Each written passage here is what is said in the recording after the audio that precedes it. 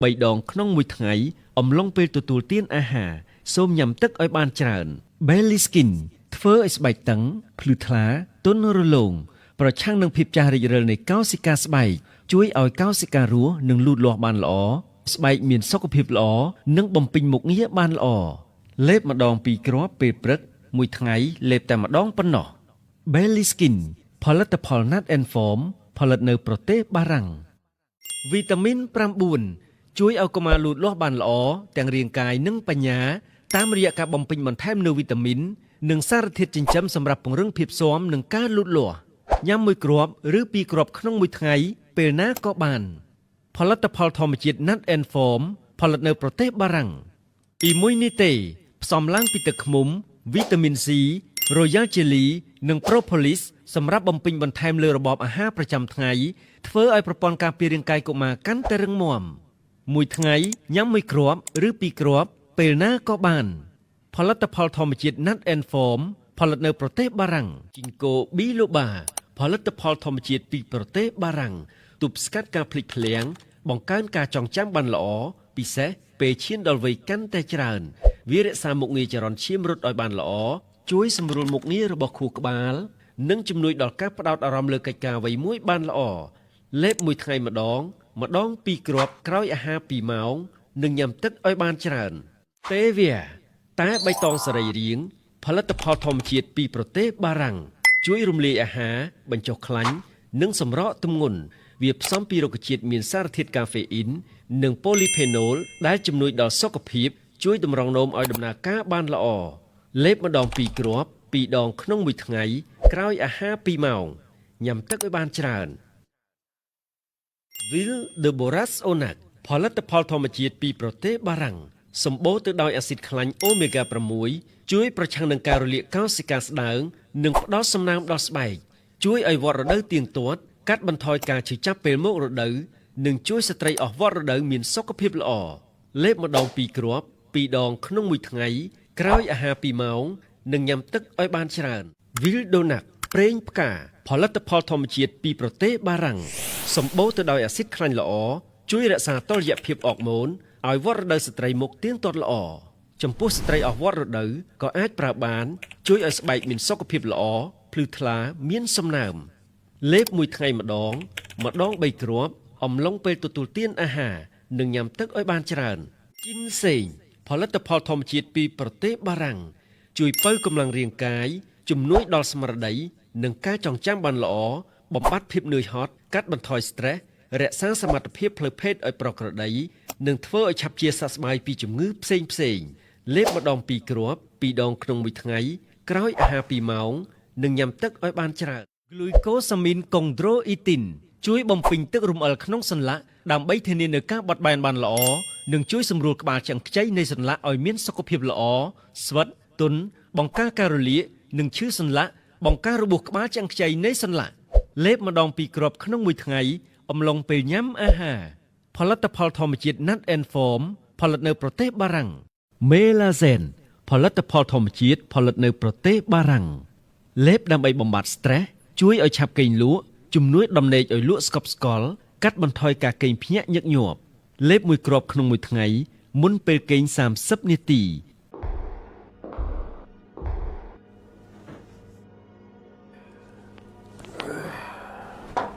លោកប្រធានបុគ្គលិករងចាំប្រជុំយូរហើយតើឡើយបាទមើលទៅលោកប្រធានណាដូចឆាប់ដាក់យប់មានអីដាច់យប់ហ្មងចឹងលោកប្រធាន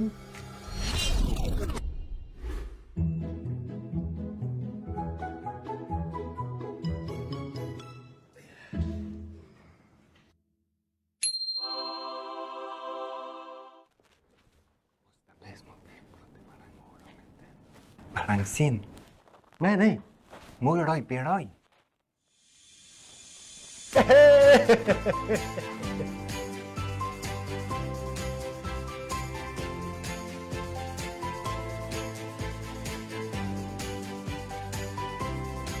ប្រូស្តាតពេតជួយដោះស្រាយបញ្ហាប្រូស្តាតរបស់ខ្ញុំយ៉ាងមានប្រសិទ្ធភាពបំផុតលាហើយបញ្ហាពិបាកនោមរំខានដំណេកបញ្ហា ហើយភេទរបស់ខ្ញុំលែងជាបញ្ហាទៀតហើយ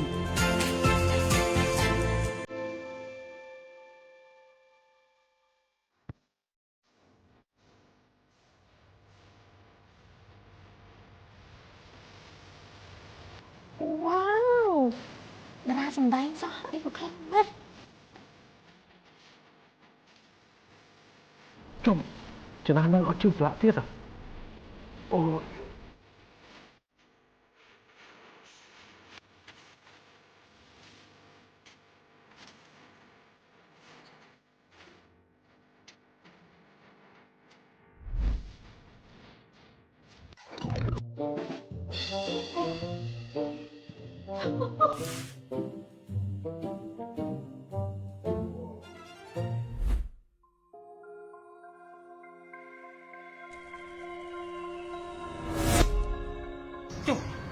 មិនក៏លឿនបែប ចំគិតអមឆែប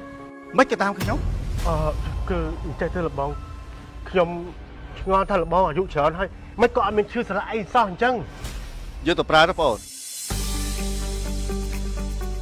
ខ្ញុំបានប្រើរួចហើយកាទីម៉ាពិតជាមានប្រសិទ្ធភាពមែនវាចម្រាញ់ចេញពីធម្មជាតិសុទ្ធ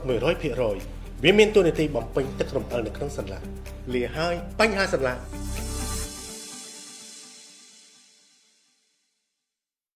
Collagen Marine ផលិតផលធម្មជាតិផលិតនៅប្រទេសបារាំងជួយឲ្យមានសុខភាពល្អនិងស្បែកសថ្លាតឹងភ្លឺរលោងក្មេងជាងវ័យជួយឲ្យស្បែកចាប់យកនិងរក្សាជាតិទឹកប្រូតេអ៊ីននិងជាតិ collagen បានល្អជួយប្រឆាំងនឹងការរលាកកោសិកាស្បែកពីការប៉ះទង្គិចផ្សេងៗជួយឲ្យស្បែកមានសំណើមទន់រលោងប្រឆាំងនឹងភាពចាស់នៃកោសិកាញ៉ាំជាមួយអាហារមួយគ្រាប់ក្នុងមួយថ្ងៃនិងញ៉ាំទឹកឲ្យបានច្រើន Spirulina ផលិតផលធម្មជាតិផលិតនៅប្រទេសបារាំងមានរូបមន្តផ្សំពីសារ៉ាយសរីរាង្គ Bio សម្បូរដោយប្រូតេអ៊ីនវីតាមីននិងរ៉ែចម្រុះច្រើនមុខវាជួយឲ្យកម្លាំងកាយស្វាហាប់មាំមួនពង្រឹងប្រព័ន្ធភាពស៊ាំរាងកាយសម្រួលក្រពះពោះវៀននិងជួយកាត់បន្ថយជាតិពុលក្នុងថ្លើមញ៉ាំម្ដង2គ្រាប់3ដងក្នុងមួយថ្ងៃអំឡុងពេលទទួលទានអាហារសូមញ៉ាំទឹកឲ្យបានច្រើន Belly Skin ធ្វើឲ្យស្បែកតឹងភ្លឺថ្លាទន់រលោងប្រឆាំងនឹងភាពចាស់រិចរិលនៃកោសិកាស្បែកជួយឲ្យកោសិការស់និងលូតលាស់បានល្អស្បែកមានសុខភាពល្អនិងបំពេញមុខងារបានល្អលេបម្ដង2គ្រាប់ពេលព្រឹកមួយថ្ងៃលេបតែម្ដងប៉ុណ្ណោះ Belly Skin ផលិតផល Nat and Form ផលិតនៅប្រទេសបារាំងវីតាមីន9ជួយឲ្យកុមារលូតលាស់បានល្អទាំងរាងកាយនិងបញ្ញាតាមរយៈការបំពេញបន្ថែមនូវវីតាមីននិងសារធាតុចិញ្ចឹមបាទសូមជម្រាបសួរអ្នកកញ្ញាលោកស្រីប្រិមិត្តកំពុងទស្សនាការផ្សាយផ្ទាល់កម្មវិធីស្ដាប់តិចចេះច្រើនផ្សាយចេញពីទំព័រ Facebook Page Nat and Form Cambodia បាទវិលមកជួបគ្នាសារជាថ្មីម្ដងទៀតហើយបាទបន្ទាប់ពីយើងអខានការផ្សាយកាលពីថ្ងៃប្រហ័សសប្តាហ៍មុនបាទការវិលមកជួបគ្នាថ្ងៃនេះដូចជាបានជូនដំណឹងនៅក្នុងទំព័រ Facebook របស់ Nat and Form Cambodia គឺយើងផ្ដោតការជជែកទៅលើប្រធានបទបំបៅកូនដោយទឹកដោះបាទបំបៅកូនដោយទឹកដោះមានអត្ថប្រយោជន៍មួយខ្លះហើយបើកលេខមើលក្នុងតថភាពសង្គមទូទៅឥឡូវហ្នឹងស្ត្រីមកមានញឹកនឹងការងារច្រើនអញ្ចឹងទៅអាការបំបៅដោះកូនដោយទឹកដោះប្រហែលជារយាលបាទបើចាស់ពីដើមសឹងថាកូន100ទាំង100គឺបើដោះម្ដាយបើឥឡូវនេះអាចអស់ខ្លះបាទហើយវាគ្មិននៅក្នុងកម្មវិធីគឺលោកវិជ្ជបណ្ឌិតហងតារាបាទលោកមានវត្តមានក្នុងបន្ទប់ផ្សាយជាមួយខ្ញុំបាទនេះបាទជំរាបសួរបាទជំរាបសួរ សុកជាយ៉ាងណាទេបាទ ជាហើយសុក ជាហើយសុកទៀតខ្ញុំអត់កៅសុកទុកទេសុកជាតែហ៊ានឆ្លើយទុកអត់ហ៊ានណាអត់ហ៊ានឆ្លើយ សុកជាខ្មែរយើងពីដើមប្រើជាតា បាទជាមិនជាយើងនៅជាប់ឥឡូវគេហៅថាសុកសบายជាទេណា បាទសុកសบายជាទេ ហ្នឹងហើយជាហ្នឹងមកពីសុកហ្នឹង បាទជាអត់ឈឺ ហ្នឹងអត់ឈឺណា បាទ គឺអីក៏ជាបកែក៏ជា បាទ អីក៏ជាដែរ ចិត្តជា ចិត្តជា ចិត្តល្អ ចិត្តហ្នឹងហើយអញ្ចឹងមកគេថា កូននឹងចិត្តជាណា ពាក្យជាហ្នឹងវាអត់នេះទេ ចិត្តជាដោយរស់គង់អញ្ចឹងបាទ សក់ទៅសល់តិចតែជាពេកហ្នឹង សក់មិនសូវជាបាទហើយលោកគ្រូអត់អីណា បាទ អញ្ជើញបានម្ដងណា ជំរាប បាយគ្នា ជំរាបសួរបងប្អូនយើងដែលគ្រប់គ្រងសិនបាទជំរាបសួរបងប្អូនយើងបាទ ដែលតែងតែគ្រប់គ្រងកម្មវិធីស្ដាប់ទៅចេះច្រើនបាទយូរជួបខ្ញុំម្ដងខានជួបមួយសប្តាហ៍មុនណា បាទសប្តាហ៍មុនយើងខកខានការផ្សាយផ្ទាល់ដោយសារមានធុរៈបាទ មានកិច្ចការអញ្ចឹងទៅយើងភ្លាមអញ្ចឹងមានជូនដំណឹងប្រិមិត្តថ្ងៃនោះចាំមើលឬក៏យ៉ាងម៉េចហ្នឹង ប៉ុន្តែយើងបានជូនដំណឹងឲ្យតា បាទសង្ឃឹមថាអស់លោកអ្នកសុខសប្បាយដូចខ្ញុំទាំងពីរនាក់ដែរបាទដូចកំឡោះហងតារាកំឡោះរូគង់ឥឡូវចាប់ដល់ប្រមូលតិចតិចព្រោះយើងឥឡូវយើងត្រូវការអញ្ចឹងដែរ បាទកម្មវិធីស្ដាប់តែជាច្រើនបាទជំរាបជូនលោកអ្នកបានជ្រាបគឺយើងទទួលបានការគ្រប់គ្រងផលិតបាទពី Nat Inform Cambodia និងមន្ទីរសម្រាប់ព្យាបាលយូរចតុមុខបាទ Nat Inform បាទគឺជាផលិតផលធម្មជាតិបំពេញសុខភាពនិងសម្រស់បាទផលិតនៅប្រទេសបារាំង 100% បាទទាំងផលិតទាំងជាផលិតផលបាទគឺរបស់បារាំងទាំងអស់ព្រោះឯងបានជំរាបជូនអញ្ចឹងប្រិមិត្តខ្លះអាចឆ្ងល់ថាផលិតផលបារាំងផលិតផលបារាំងហើយអ្នកខ្លះគេប្រើពាក្យអីទៀតស្តង់ដារបារាំង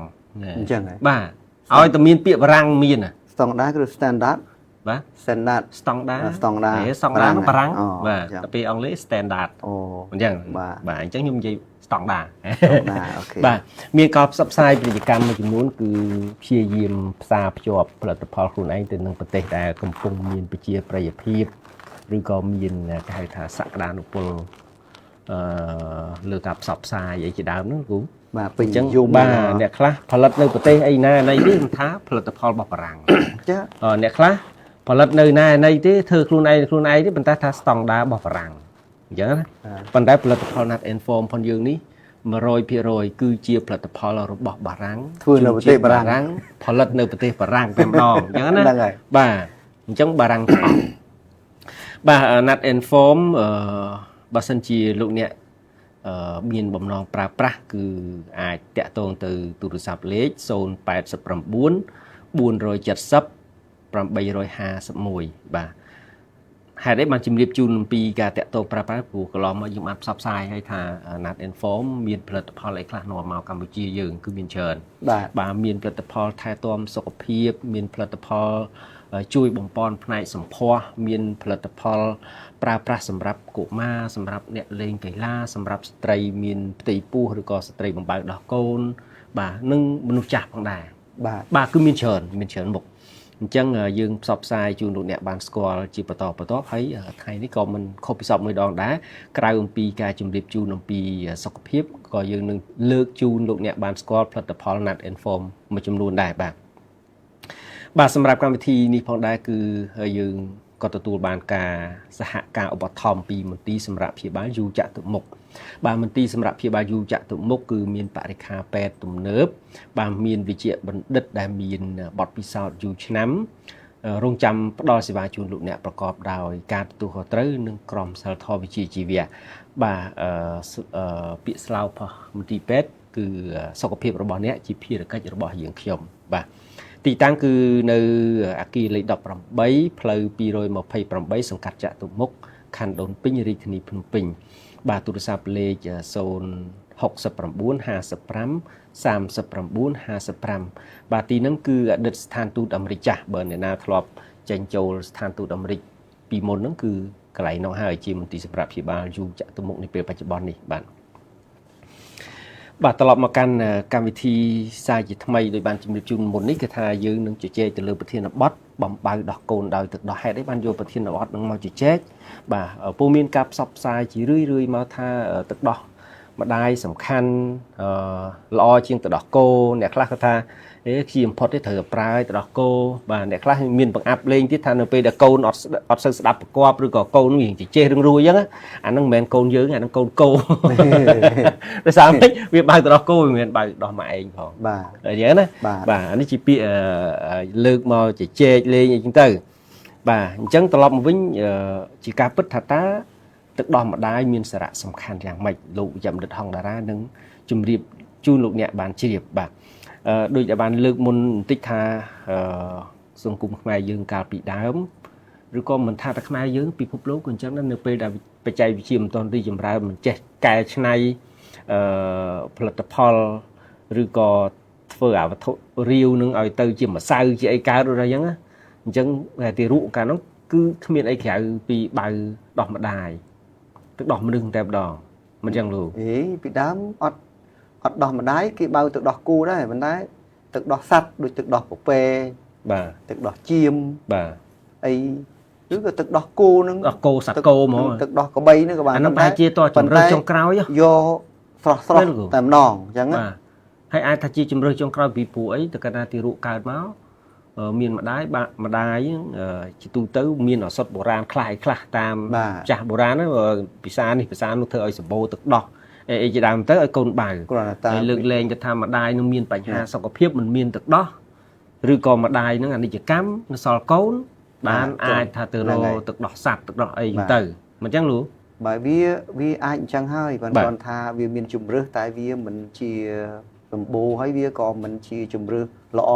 បាទសម្រាប់សុខភាពឯសារអនាម័យអីជាដើមអញ្ចឹងណាបាទប៉ុន្តែវាអត់មានអីហើយចេះទៅអញ្ចឹងទៅបាទហើយកូនក្មេងបើពីមុនតាមដឹងខ្ញុំនៅក្មេងៗ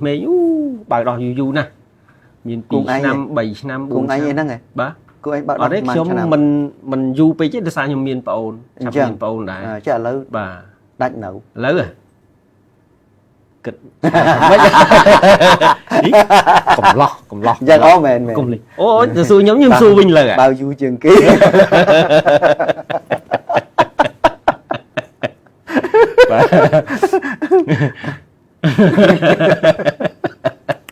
បាទលោកអ្នកកុំប្រកែប្រកាន់ណាបាទបាទឥឡូវនេះជំរាបសួរបងប្អូនយើងបាទជំរាបសួរឆាម៉ាន់ផងបានជើញចូលបាទមិនតាន់ធំទេលោកគូតារាក៏មិនតាន់ធំដែរទីរੂឡើយបាទបដល់បច្ចុប្បន្ននេះឃើញថាការផលិតការកែច្នៃទឹកដោះគោសម្រាប់ចិញ្ចឹមទីរੂស្របពេលដែលអ្នកម្ដាយមកមានញឹកនឹងការងារមកមានញឹកនឹងមុខរបរបាទទឹកដោះគោកំប៉ុងទឹកដោះគោខាប់ទឹកដោះគោរាវហ្នឹងទឹកដោះគោម្សៅហ្នឹងគឺមានគ្រប់ម៉ូតគ្រប់ម៉ាកសម្រាប់អស់លោកអ្នកប្រើប្រាស់ក៏ប៉ុន្តែត្រឡប់មកវិញថាតើទឹកដោះគោនៅលើទីផ្សារដែលគេវិចខ្ចប់អីជាដើមហ្នឹងមានសុវត្ថិភាពកម្រិតណាមានអ្វីដែលជាគុណសម្បត្តិល្អលើសពីទឹកដោះម្ដាយបាទយើងនឹងធ្វើការជជែកក្នុងពេលបន្តិចទៀតនេះបាទជាពិសេសអ្នកម្ដាយដែលកំពុងមានកូនតូចឬក៏ត្រៀមសម្រាលអីជាដើមហ្នឹងបាទស្ដាប់កម្មវិធីហ្នឹងនឹងទទួលបានអត្ថប្រយោជន៍ចំណេះដឹងបន្ថែមបាទកំពុងមានគួរបាទផ្ទៃពោះអីជាដើមបាទត្រៀមសម្រាលបាទអញ្ចឹងយើងនឹងជជែកលើរឿងនេះបាទជំរាបជូនទៀតដែរថាក្រៅពីជជែកផ្ដល់នៅព័ត៌មានទាក់ទងនឹងសុខភាពបាទពីកម្មវិធីមានរបស់ពិសេស4កំប៉ុងជូនបាទគឺផលិតផល Nut and Form បាទផលិតផល Nut and Form 4កំប៉ុងនឹងផ្ដល់ជូនអ្នកណាបាទទី1គឺអ្នកដែលចូលរួមឆ្លើយសំណួរត្រឹមត្រូវពីកម្មវិធីហើយរបៀបឆ្លើយជំរាបជូនលោកអ្នកដែរបាទអាចឆ្លើយពីឥឡូវក៏បានដែរដោយសារក្រុមការងារចាប់ផ្ដើមទម្លាក់សំណួរទៅហើយលោកអ្នកអាចឆ្លើយទៅរហូតដល់ចុងម៉ោងទើបយើងមើលអ្នកណាឆ្លើយត្រូវកាត់យកឈ្មោះមកដាក់ក្នុងកតោក្នុងកំប៉ុងយកមកចាប់រង្វាន់បាទយុទ្ធធម៌ដើម្បីយុទ្ធធម៌បាទអញ្ចឹងអត់គិតថាអូអ្នកនេះឆ្លើយបានលឿនអ្នកនោះអ៊ីនធឺណិតមិនសូវល្អឆ្លើយត្រូវដែរប៉ុន្តែយឺតអីអ៊ីនធឺណិតអីយឺតអីចឹងអញ្ចឹងកុំឲ្យអន់ចិត្តរឿងហ្នឹងឲ្យតែឆ្លើយត្រឹមត្រូវបាទគឺយើងកាត់យកមកចាប់អញ្ចឹងណាបាទហ្នឹងទី1ទី2បាទហ្នឹងសម្រាប់2នាក់ព្រោះយើងមាន2សំណួរអញ្ចឹងអ្នកណាឆ្លើយសំណួរណាក៏បានដែរឲ្យតែត្រូវគឺចាប់យកមកដាក់ហើយមួយទៀតអ្នកចូលរួម share បាទដើម្បីលើកទឹកចិត្តហ្នឹងខំមើលខំស្ដាប់ហើយឥឡូវជួយ share ជួយ share អ្នកដែលបាន share ក៏មានឱកាសឈ្នះផលិតផលពីកម្មវិធីដែរបាទអ្នក share 2នាក់នឹងមានឱកាសទទួលបានផលិតផលពីកម្មវិធីហើយទទួលបានក្រុមការងារយើងនឹងតាក់ទងទៅឬក៏តាក់ទងមកឆាតមក Facebook page របស់ Nut Inform ថាខ្ញុំបានត្រូវរង្វាន់ថ្ងៃនេះអីទៅបាទតាក់ទងផ្ញើតាមណាអីតាមនេះចរចានេះទៅមានក្រុមការងារជួយសម្របសម្រួលក្នុងការផ្ដល់រង្វាន់នឹងជូនបាទឥឡូវលោកគ្រូអង្គុយម្នាក់ឯងដូចជាយូរដូចជាស្ងាត់ខ្ញុំនិយាយតែឯងរហូតលោកគ្រូចង់ចំណែនមានចំណែនអត់ អត់ចំណែនទេ និយាយតែឯងច្រើននេះច្រើន នេះចាគេអ្នកដឹកនាំទីគេនិយាយយ៉ាងហ្នឹង បាទខ្ញុំជាអ្នកសម្របសម្រួលលោកចិមដិតហងតារាគឺជាវាគ្មិនបាទជំរាបសួរអស់លោកអ្នកកំពុងស្ដាប់កំពុងទស្សនាផងបាទមានអ្នកមើលបាន18នាក់ឯងបាទសូមអ្នកមើលទាំង18 19នាក់ហ្នឹងបាទជួយ share ម្នាក់មួយទៅបាទក្រុមការងារចាប់អ្នកកាត់ឈ្មោះយកមកដាក់កតោ មានប្រយោជន៍ បាទ ធុងឆ្នោតធុងឆ្នោតធុងរង្វាន់ បាទហើយយើងលោកគ្រូតារាគឺអ្នកចាប់ឲ្យគាត់កោមើលនឹងថាបានអ្នកណាអីនៅនេះអត់ដឹង អ ទេ ត់ដឹងទេបាទអាចចំខ្ញុំ លោកគ្រូមាន share នៅ share ហើយ share បាទ ក្រុមការងារមានកាត់ឈ្មោះលោកគ្រូតារាដាក់នៅថាកាត់ឲ្យដកចេញ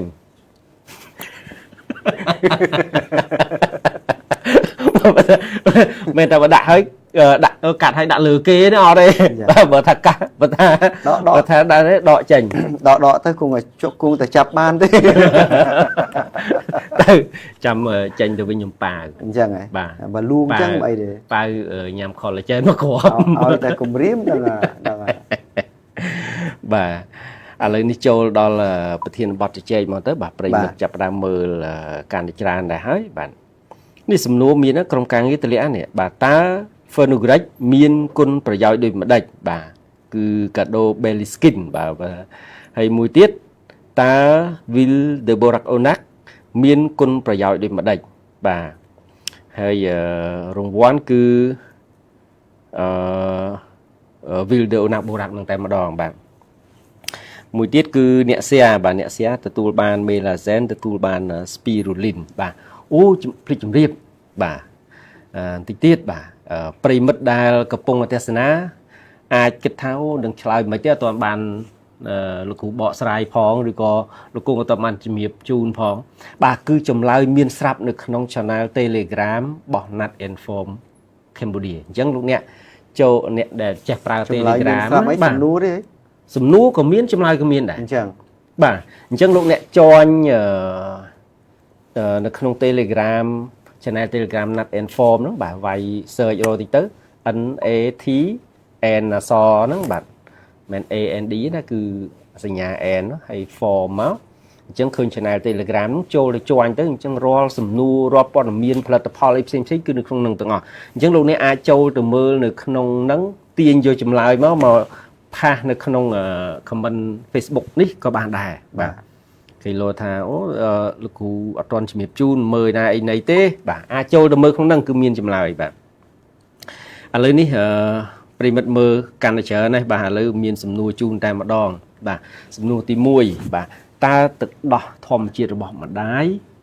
មានវីតាមីននិងសារធាតុសំខាន់អីខ្លះពីព្រោះកន្លងមកមានការលើកឡើងអូទឹកដោះម្ដាយល្អជាងទឹកដោះម្ដាយល្អជាងដោះគោហើយដោះគោម្សៅឯងខំផលិតពីរោងចក្រនាំពីប្រទេសណាប្រទេសណីមកហេតុអីបានទឹកដោះម្ដាយល្អជាងឬរីកាជជែកអញ្ចឹងលោកគ្រូបកស្រាយជូនប្រិមិត្តបាទ តាមពិតទៅយើងយោងទៅលើឯកសារមួយចំនួនក៏ដូចជាយើងនិយាយពីស្រុកយើងគឺយើងមានក្រសួងសុខាភិបាលបាទខាងមជ្ឈមណ្ឌលគាំពៀមេដានិងទារកក៏យើងតែងតែលើកកម្ពស់ដល់សុខុមាលភាពស្ត្រីមេដានិងទារកដែរបាទពីព្រោះជាប្រភពសំខាន់ដែលផលិតមនុស្សបាទធនធានមនុស្សហ្នឹងណាបាទបាទអញ្ចឹងយើងលើកទឹកចិត្តឲ្យបងប្អូនយើងបំបើកូនដោយទឹកដោះឲ្យបានគ្រប់គ្នាបាទបានធនធានមនុស្សយើងល្អអញ្ចឹងណាបាទចុះបើគេបើទៅដោះគោនឹងអត់ល្អទេអីអញ្ចឹងណាបាទអញ្ចឹងយើងចង់ឲ្យបងប្អូនយើងយល់ដឹងថានៅពេលណាដែលយើងយកទារក2រូបដែលយើងបំបើដោយទឹកដោះម្ដាយសុទ្ធហើយនឹងបើទឹកដោះគោសុទ្ធឬក៏ទឹកដោះគោ commercial នឹងមកគេផលិតជាអីគេជាអីប្រភេទម្សៅកែច្នៃនឹងមកអញ្ចឹងណាបាទតើមួយណាល្អប្រសើរជាងអញ្ចឹងហើយដោយសារតែវិទ្យាសាស្ត្របានរកឃើញថានៅពេលដែលទារកបើទឹកដោះម្ដាយហ្នឹងទៅឆ្លើយតបនឹងសំណួរមិញថាវាមានសារៈសំខាន់មានសារៈប្រយោជន៍ខ្លាំងជាងផលិតផលកែច្នៃពីម្សៅទឹកដោះគោឬទឹកដោះសត្វហ្នឹងច្រើនជាងលើសលប់អូបាទសួរថាមិនបានទៅជាអញ្ចឹងបាទទី1 nửa pe đại dương bao tật đỏ mà đái thì rượu nắng quạt bàn từ tu lấy kế muốn kế cái hao còn bịa tật đỏ đồng bồ này bà tại vì sao phải chơi cái tết bà lư ta đôi chỉ bằng áp kia khá dây men khá dây lên khá hướng tật đỏ từ bồ nâng bà tật đỏ đồng bồ mình men bên đây tha côn ti muôi nâng thì bà men bên đây to ta côn ti muối bản miền tật đỏ đồng bồ nâng thì bà chẳng tật đỏ đồng bồ đại phía xa phải chơi cái tết cái hao tha colostrum và colostrum ní cứ chia tật đỏ đại mà đai bàn triêm ruột chỉ sạch sầm rạp ỏi côn môn kỳ mình là pe để chập đám bao bàn tật đỏ đồng bông ní nâng bàn ấy màu khla chẳng á bà chẳng nơi pe na đàn sợi trai miền tây pua chỉ thò mà đá cao đại miền tây pua from buôn khai đọc ngày bà đại cột miền cò chập bị miền cò máu bà đời máu rồi cho nên nơi pe đại from buôn khai đọc ngày ní nơi nông khuôn rồi bỏ quát ở món pi để chọc đầm ná cá ở món tệ tông từ năng estrogen ở món hay năng progesterone khi mình đang bỏ phảiอย่างไม่thế còn đang tha ở món ní ở bong ôn dương squal tha vi chi ở món để riệp cho mọi miền rồi đâu mà nơi pe để stray miền rồi đâu hô hai riêng rồi khai đó hay tập chập đam miền cóคือở món pi năng chọc đầm ná cá hơi bà chẳng estrogen ở món hay năng progesterone này bà cá ở miền phía phía cả là con số 4 máu đó pe đó khai ở miền cá chụp kia rồi viếng bông nhí đừng mê chỉ vật small thế ở miền cá bằng co cầm ná thế cứ việc phải lật ở món muối tiết máu hàm màu bị pituitary gland viên nắng phải bờ lê như rượu phơi ở rượu bay phía sáng là con tọp số 4 khẳng con nắng lẹ máu chỉ chia một đầu này chẳng ở món pi ní viết đầm ná ca riêng rồi khai sầm rạp sợi đấy mình miền cỏ rồi chẳng mang sợi miền cỏ ở miền đời bạn nếu pe đa sợi miền cỏ ngày na cứ ở món pi năng chọc đầm ná cá miền ở món pi tiết đá đầm ná cá ở món pi tiết đầm ná cáคือở món muối mua thà prolactin ở món prolactin ní miền tu này tí cứ thưa ao mà đai đang riệp chom và lật ha bầm rống tiêm ở cỏ nó pe để đăng tha tại buôn khai đọc ngày tiết nâng cả màu phải sụt màu trắng côn từ cá tật đỏ nằng trắng luôn dương chập đám bắt đảo món pi chọc đầm ná cá vô ở các phải lật tật đỏ bàn tràn trắng ở món muối để mua thà prolactin ní cứ trên nét oi riêng cai oi đón riệp trong cái pin tật đỏ đầm bay tục tật đỏ bầm rồng hay tục tật đỏ nắng cứ tiêm bầm rong tăng pi chập đám miên co rồi hốt màu bà chẳng nơi pe đại vì riệp trong nắng cứ việc miên ấy khla việc phải trôi từ trong nắng tăng pi anticore antibody tăng pi sar chiết chấm môi chấm nuôn vitamin ấy thằng hormone tiệt nó trong nắng chẳng á bà chẳng nơi pe đại mà đại nắng chập đam chưa pua sầm ra chẳng phải lật hormone muối tiệt hormone muối chua thá oxytocin trong mình cuốn dưới phía xa phải chơi cái tê tràn đấy phần tay bọn giấy dương mình chul là bởi vì tiện tông khía cho môi năng tật đỏ mà đai năng chẳng hormone chua oxytocin hormone ấy đây kỳ tayจะให้វាក្រៅថា hormone love បាទ hormone love គឺ hormone ស្រឡាញ់ហ្នឹងបាទអញ្ចឹង oxytocin ចាប់ដើមពេលម្ដាយឈឺពោះ oxytocin ចាប់ដើមកើតឡើងច្រើនដើម្បីឲ្យស្បូន contract ហើយក៏ប្រសូតមក oxytocin មានតួនាទី2ធ្វើឲ្យទារកឲ្យស្បូនបើកឲ្យស្បូន contract ប្រសូតហើយធ្វើឲ្យស្បូនរួមតូចទៅវិញអញ្ចឹងហើយបានម្ដាយពេលតែគ្រប់ខែគឺស្វ័យប្រវត្តិអត់អ្នកណាធ្វើអីទេគឺឈឺពោះតែម្ដងគឺ oxytocin ជាអ្នករៀបចំធ្វើឲ្យពេលប្រសូតហើយធ្លាក់ទម្លាក់សុកហើយ oxytocin គឺមានតួនាទីទៅធ្វើឲ្យស្បូនដែលធំហ្នឹងចាប់ផ្ដើមរួញមកវិញដើម្បីបញ្ឈប់ការហូរឈាមយល់អត់បាទហើយមួយចំណែកទៀត oxytocin នេះវាដើរតួនាទីសំខាន់វាទៅធ្វើឲ្យដោះចាប់ផ្ដើមប៉ោងធំវាប្រាប់ថាភ្លាមហ្នឹងក្រោយពេលសម្រាប់ក្រោយពេលសម្រាប់ភ្លាមហ្នឹងឲ្យដោះហ្នឹងឡើងរីកធំហើយវាចាប់ផ្ដើមធ្វើឲ្យកពេញទឹកដោះហ្នឹងគេហៅ alveoli ឬក៏គេហៅ male sac ហ្នឹងចាប់ផ្ដើម contract ដើម្បីបង្កើតឲ្យទឹកដោះត្រៀមចេញបាទអញ្ចឹងហើយនៅក្នុងដោះយើងនៅនឹងសដន់ហ្នឹងនៅជុំវិញក្បាលដោះហ្នឹងមានចំណុចខ្មៅច្រើនគេហៅnipple បាទនៅហ្នឹងគឺមានប្រព័ន្ធប្រសាទ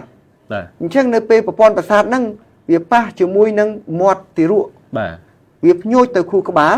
បាទដើម្បីផលិតអរម៉ូនឲ្យបានច្រើនឲ្យផលិតទឹកដោះឲ្យបានច្រើនប្រាប់ថាដល់ពេលដែលត្រូវបើហើយ បាទ យល់ទេ មានអ្នកមកបើកហើយ មានអ្នកត្រូវការហើយអញ្ចឹងយើងចាប់ផ្ដើមផលិតឲ្យច្រើន បាទ អញ្ចឹងឯងបានជាយើងប្រសូតទារកមកឲ្យទារកហ្នឹងពេលដែលយើងចងសុកហើយចងតងផ្ចិតហើយយើងកាត់ហើយឬក៏យើងមិនទាន់កាត់យើងចងហើយយើងអាចយកទារកហ្នឹងមកឲ្យពោបលើទ្រូងម្ដាយ បាទមកក្រាបទៅ យល់ទេ បាទ ពោបលើទ្រូងម្ដាយហ្នឹងដែលសាច់ទារកនិងម្ដាយបានប៉ះគ្នាគេហៅ physical attachment បាទ ប៉ះគ្នាមាត់ទារកទៅប៉ះជាមួយនឹងក្បាលសដន់ បាទ អញ្ចឹងនៅពេលណាដែលទារកអត់ទាន់ចេះបើក៏ដោយឲ្យប៉ះទៅវាធ្វើឲ្យភ្ញូចដល់ប្រព័ន្ធប្រសាទទៅខួរក្បាលទៅកពេញ hypothalamus វាផលិតអូស៊ីតូស៊ីនឲ្យច្រើនដើម្បីឆាប់ធ្លាក់សុប បាទ យល់ទេបាទឆាប់ធ្លាក់សុបហើយសាច់ទារកនិងម្ដាយបានប៉ះគ្នាវាភ្ជាប់ជាមួយ physical and emotional ជាមួយម្ដាយ អារម្មណ៍ផ្នែក អារម្មណ៍ផ្នែកអារម្មណ៍បាទ បាទ អញ្ចឹងនៅពេលហ្នឹងទារកចាប់ផ្ដើមស្គាល់ម្ដាយមុនគេ បាទ អញ្ចឹងនៅពេលដែលជាប់ជាមួយខ្លួនម្ដាយហើយទាំងកម្ដៅទាំងក្លិនហើយទាំងមាត់ប៉ះទៅលើនីប៉ុលហ្នឹងក្បាលសដន់ហ្នឹងវានឹងចាប់ផ្ដើមឲ្យខ្លួនយើងដឹងថាមានអ្នកត្រូវការទឹកដោះក៏ចាប់ផ្ដើមបញ្ចេញទឹកដោះមក បាទ ប៉ុន្តែប្រសិនបើយើងសម្រាលហើយយើងអត់បានធ្វើអញ្ចឹងយើងយកទារកទៅដាក់ផ្សេងឲ្យបើទឹកដោះគោរសជាតិទឹកដោះគោនិងទឹកដោះម្ដាយអត់ដូចគ្នាទេ បាទ វាអាចផ្អែមជាងហើយវាអត់មានកម្ដៅយល់ទេ បាទ ទឹកដោះដែលចេញមកភ្លាមមានកម្ដៅ ជួយបើទឹកដោះគោដែលគេឆុងគេដាក់ទឹក អត់ទេអត់ ទៅ កម្ដៅអញ្ចឹងទេអត់កម្ដៅដូចគ្នាទេ បាទ អញ្ចឹងនៅពេលដែលទារកបើទៅធ្លាប់អាក្បាលដោះជ័រវារឹងជាង បាទ អញ្ចឹងវាអាចធ្វើឲ្យទារកមិនចង់បើដោះម្ដាយក៏មានដែរ បាទ អញ្ចឹងបានយើងតែងតែឲ្យម្ដាយទាំងអស់ពេលសម្រាលគឺយកមកពោបហើយឲ្យចាប់ផ្ដើមប៉ះកកិតជាមួយនឹងក្បាលសដន់ហ្នឹងដើម្បីឲ្យភ្ញូចប្រសាទឲ្យទឹកដោះចេញមកគ្រប់គ្រាន់កាលណាយើងព្យាយាមធ្វើបែបនេះវានឹងធ្វើឲ្យទឹកដោះហ្នឹងសម្បូរ បាទ យល់ទេ បាទបាទ ឲ្យសម្បូរហើយសួរថាអាទឹកដោះដែលចេញដំបូងមកហ្នឹងអីគេពណ៌លឿងហ្នឹងណា បាទពណ៌ អា លឿង ហ្នឹងហើយពណ៌លឿងខាប់ហ្នឹងណាអាហ្នឹងគេហៅ colostrum colostrum នេះគឺក្នុងហ្នឹងមាន antibody មានហូម៉ូន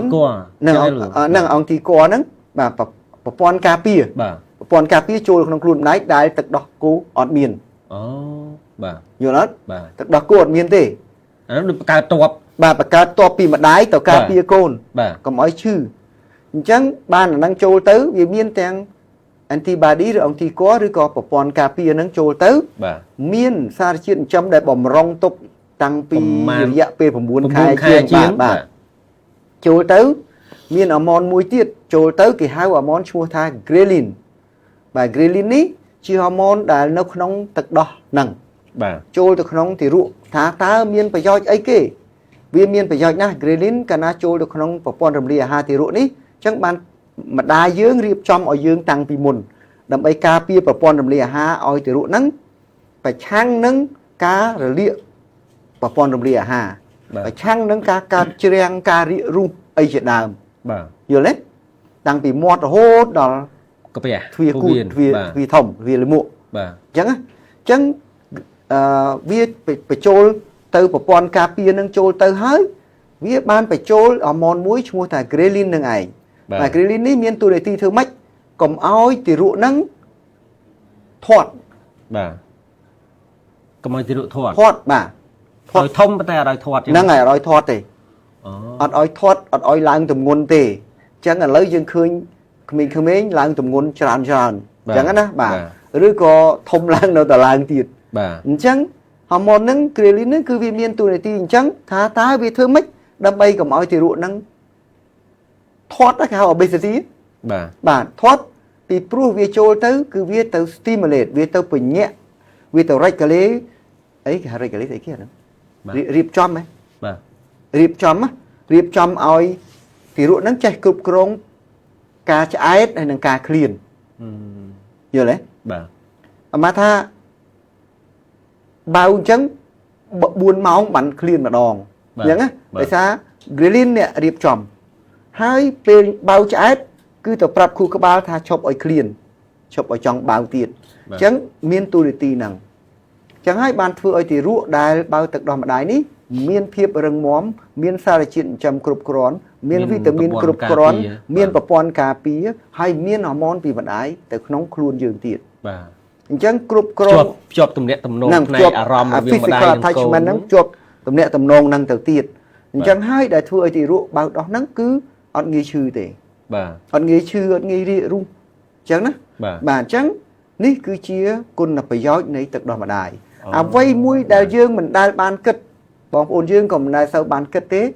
ថាវាយ៉ាងម៉េចបានជាថាទឹកដោះម្ដាយមានតម្លៃមហាសាលនោះគឺចំណេញលុយបាទអូបាទចំណេញលុយច្រើនណាបាទបាទអត់បាច់ទៅទិញកំប៉ុងអត់បាច់ទៅទិញទឹកដោះគោអត់បាច់ទៅដាំទឹកអត់បាច់ទៅលាងដបឃ្លានស្មើណាឲ្យបើបានស្មើណាបាទយល់ទេលាងឲ្យតែស្អាតជូតឲ្យស្អាតបាទអនាម័យឲ្យត្រឹមត្រូវអញ្ចឹងធ្វើអនាម័យល្អយើងសម្អាតឲ្យបើទៅប៉ុណ្្នឹងទេអញ្ចឹងបាទអត់បាច់ទៅក្លុកទៅអីទេបាទអញ្ចឹងនេះជាគុណប្រយោជន៍មហាសាលចំណេញពេលវេលាចំណេញលុយបាទសម្រាប់ទឹកដោះម្ដាយនេះអញ្ចឹងលើកទឹកចិត្តឲ្យបងប្អូនយើងអនុវត្តវិធីសាស្ត្រនេះមិនមែនត្រឹមតែទារកសម្រាលឲ្យបើទេអាចមានគុណប្រយោជន៍រហូតដល់ទៅមនុស្សធំទៅទៀតនេះទារកនឹងធំមកគឺគាត់ឆ្លាតគាត់រឹងមាំគាត់អីអញ្ចឹងណាបាទអញ្ចឹងបើយើងប្រៀបធៀបថាទឹកដោះគោដែលផលិតមកវិចខ្ចប់មកកែច្នៃមកសម្រាប់ទារកបើអត់ជំរឹះអាហ្នឹងយើងក៏មិនដឹងធ្វើយ៉ាងណាទេបាទអញ្ចឹងណាបាទអត់ជំរឹះក៏មិនដឹងធ្វើយ៉ាងណាពេលខ្លះឧបសគ្គដែលជួបនោះគឺម្ដាយខ្លះគាត់អត់មានហូម៉ូននឹងគ្រប់គ្រាន់បាទអត់មាន prolactin គ្រប់គ្រាន់អត់មាន oxytocin គ្រប់គ្រាន់អ្នកខ្លះទៅសម្រាលយើងចាក់ oxytocin សពនិមិត្តតាមសរោមតាមអីឲ្យទៀតបានសម្រាលបានអញ្ចឹងដោយសារតែគាត់អត់មាននឹងហើយដែលធ្វើឲ្យទឹកដោះគាត់អាចមានដំបូងក្រោយមកក៏អស់ជួនកាលសម្រាលហើយគឺអត់មានទឹកដោះតែម្ដងអញ្ចឹងអត់មានជំរើសទេគឺត្រូវតែប្រើទឹកដោះគោកែច្នៃនឹងហើយអូបាទយល់ទៅបាទដល់ពេលអញ្ចឹងខ្ញុំឆ្ងល់ថាហេតុអីបានទឹកដោះគោកែច្នៃគេមិនអាចផលិតអ្វីដែលដោយដែលគ្រូរៀបរាប់នៅក្នុងការបកស្រាយមុននេះបន្តិចថាមានតាំងពីអង្គទីកប្រព័ន្ធការពាររាងកាយមានន័យថាដូចបកកើតតបឲ្យកូនអញ្ចឹងណាបាទមែនទេលោកដូចបកកើតតបឲ្យកូនការពារសុវត្ថិភាពពីជំងឺដំកាត់ផ្សេងធ្វើឲ្យកូននឹងមានប្រព័ន្ធមួយដែលគ្រប់គ្រងការឃ្លានអីហ្នឹងវាល្អប្រសើរអីហ្នឹងហេតុអីបានទឹកដោះគោគេមិនអាចផលិតអាហ្នឹងឲ្យបានដូចទឹកដោះម្ដាយតាមពិតគេព្យាយាមធ្វើអ្នកវិទ្យាសាស្ត្រគេព្យាយាមធ្វើណាដើម្បីឲ្យផលិតផលគេល្អឲ្យលក់ដាច់អញ្ចឹងណាបាទក៏ប៉ុន្តែអ្វីដែលកែច្នៃនោះវាបានថាតែ 70% ឯដែរបាទគេដាក់ ghrelin ចូលដែរបាទ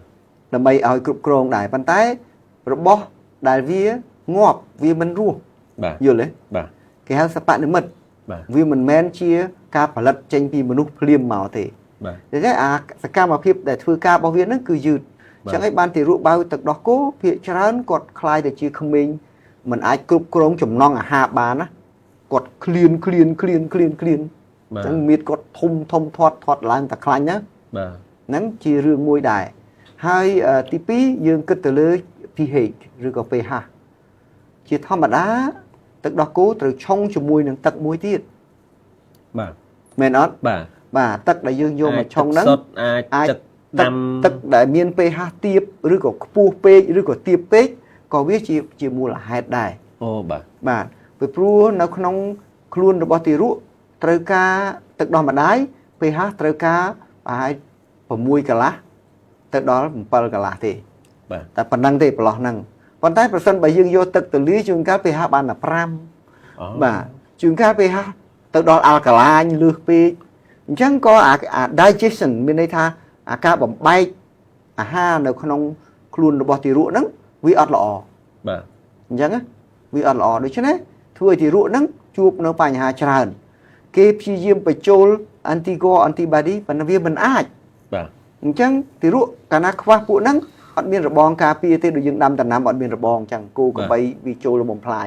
ងាយបាទធ្វើឲ្យដំណាំយើងពិបាកលូតលាស់ឬក៏ម្ចាស់ចំការហ្នឹងត្រូវការអង្គុយយាមត្រូវការថែទាំដំណាំហ្នឹងខ្ញុំឧទាហរណ៍ណាវាអញ្ចឹងឬក៏កូនយើងបន្តិចឈឺបន្តិចឈឺបន្តិចឈឺបន្តិចឈឺរាករុះកើតជ្រាំងដាតជ្រាំងពោះវៀនលាកសួតលាកមកពួងកវាហូរហាយមកចឹងដោយសារតែវាគ្មានប្រព័ន្ធការពារទោះបីយ៉ាងណាក៏អ្នកវិទ្យាសាស្ត្រព្យាយាមធ្វើប៉ុន្តែវាអត់បានក៏ប៉ុន្តែត្រឡប់មកសរីរៈរបស់មនុស្សនៅពេលដែលទីរក់បើម្ដាយអាពេលហាយហ្នឹងគឺវាល្អបាទវាចេញមកវាសពលបាយរបស់គេមកអញ្ចឹងហ្មងប្រិមិត្តប្រហែលជាអាចឆ្ងល់ដូចខ្ញុំលោកគ្រូថាត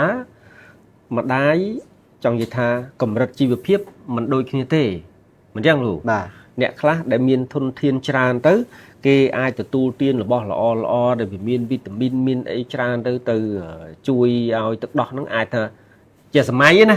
វាមានគុណភាពតាមនឹងដែរទៅមកថាគាត់ញ៉ាំរបស់ល្អវាអាចបានទឹកដោះល្អដែរទៅហើយចុះបើអ្នកម្ដាយមួយចំនួនដែលលោកខ្វះធនធានទទួលទានអាហារមិនបានល្អប្រសើរគ្រប់គ្រាន់អីទេតើទឹកដោះម្ដាយបែបហ្នឹងនៅតែមានវីតាមីននៅតែមានគុណប្រយោជន៍ដូចទឹកដោះម្ដាយផ្សេងទៀតដែលមានលទ្ធភាពទទួលទានអាហារល្អដែរទេឬក៏យ៉ាងម៉េចជាធម្មតាការសន្សំបង្កើតទៅជាសារជាតិចិញ្ចឹមដំបូងហ្នឹងគឺរយៈពេលវែងណាស់បាទអ្វីដែលវាត្រូវការគឺវាយកពីខ្លួនម្ដាយយកទៅផលិតហើយអញ្ចឹងណាបាទអញ្ចឹងវាតាក់ទងទៅនឹងរបបអាហារអ្នកម្ដាយដែរបើសិនជាយើងមិនទទួលទានគ្រប់គ្រាន់ចឹងបានគេមានតារាង poster ឲ្យម្ដាយមានផ្ទៃពោះហ្នឹងញ៉ាំអាហារ3ក្រុមមួយគ្រប់ហ្នឹងបាទឲ្យគ្រប់ទោះបីយើងមិនបានទៅទិញនៅផ្សារទំនើបប៉ុន្តែនៅស្រុកយើងមានត្រីមានក្តាមមានខ្យងមានកង្កែបមានបន្លែមានស្លឹកបាសមានម្រុំមានអីផ្ទះយើងអញ្ចឹងមានពងមានស៊ុតអីហ្នឹងប៉ុណ្ណឹងវាគ្រប់គ្រាន់បាទហើយនឹង carbohydrate មានពោតមានដំឡូងមានត្រាវមានបាយអីអញ្ចឹងមកអញ្ចឹងវាគ្រប់ហើយវាអត់ចាំបាច់ត្រូវការអីច្រើនពេកទេអញ្ចឹងណាប៉ុន្តែវាអាស្រ័យទៅលើសុខភាពរបស់ម្ដាយហ្នឹងថាតើការធ្វើ metabolic ការបំបែកអាហារហ្នឹងបានត្រឹមត្រូវដែរអត់បាទយល់ទេអញ្ចឹងបើយើងប្រៀបធៀបមានន័យថាអាហារដែលយើងទទួលទានទៅវាល្អហើយបាទទៅចូលក្នុងពោះក៏ប៉ុន្តែសមត្ថភាពរបស់បំបែកយកវាបាទសមត្ថភាពរបស់ពោះវៀនរបស់កាពះដែលចម្រាញ់បឺតយកអាជីវជាតិពីអាហារហ្នឹងតើបានល្អអត់បើសិនជាញ៉ាំអាហារល្អប៉ុន្តែអាគ្រឿងក្នុងដែលទៅចាប់យកអាស្អីនឹងអត់ល្អក៏អត់បានអញ្ចឹងក៏វាទៅចោលវិញអស់ទៅទេអត់អាសា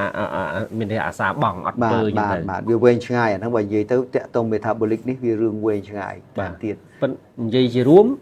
ដំណាំក្បែរផ្ទះហ្នឹងគឺជាអត្ថប្រយោជន៍ដែលយើងមិនអាចមើលរំលងមែនមានន័យថាអូតតឡើងផ្សារទំនើបអូតតឡើងផ្សារល្អអីណាបានមានផលិតផលល្អមែនទេបាទមែនទេត្រួយរុក្ខជាតិក្បែរខាងដែលយើងទទួលទានផ្លែឈើផ្លែអីនោះគឺសិតតែប្រភពល្អហើយបាទអូបាទអញ្ចឹងលោកអ្នកដែលមានកូនង៉ែតឬក៏មានផ្ទៃពោះហ្នឹងត្រៀមដាំអាផ្លែនៅក្បែរផ្ទះបានចឹងហើយបានគេឲ្យយើងញ៉ាំអីញ៉ាំស៊ុតណាបាទគោអត់មានសាច់គោសាច់អីកូនត្រីកូនអីហ្នឹងដើម្បីឲ្យបង្កើតកាល់ស្យូមបង្កើតប្រូតេអ៊ីន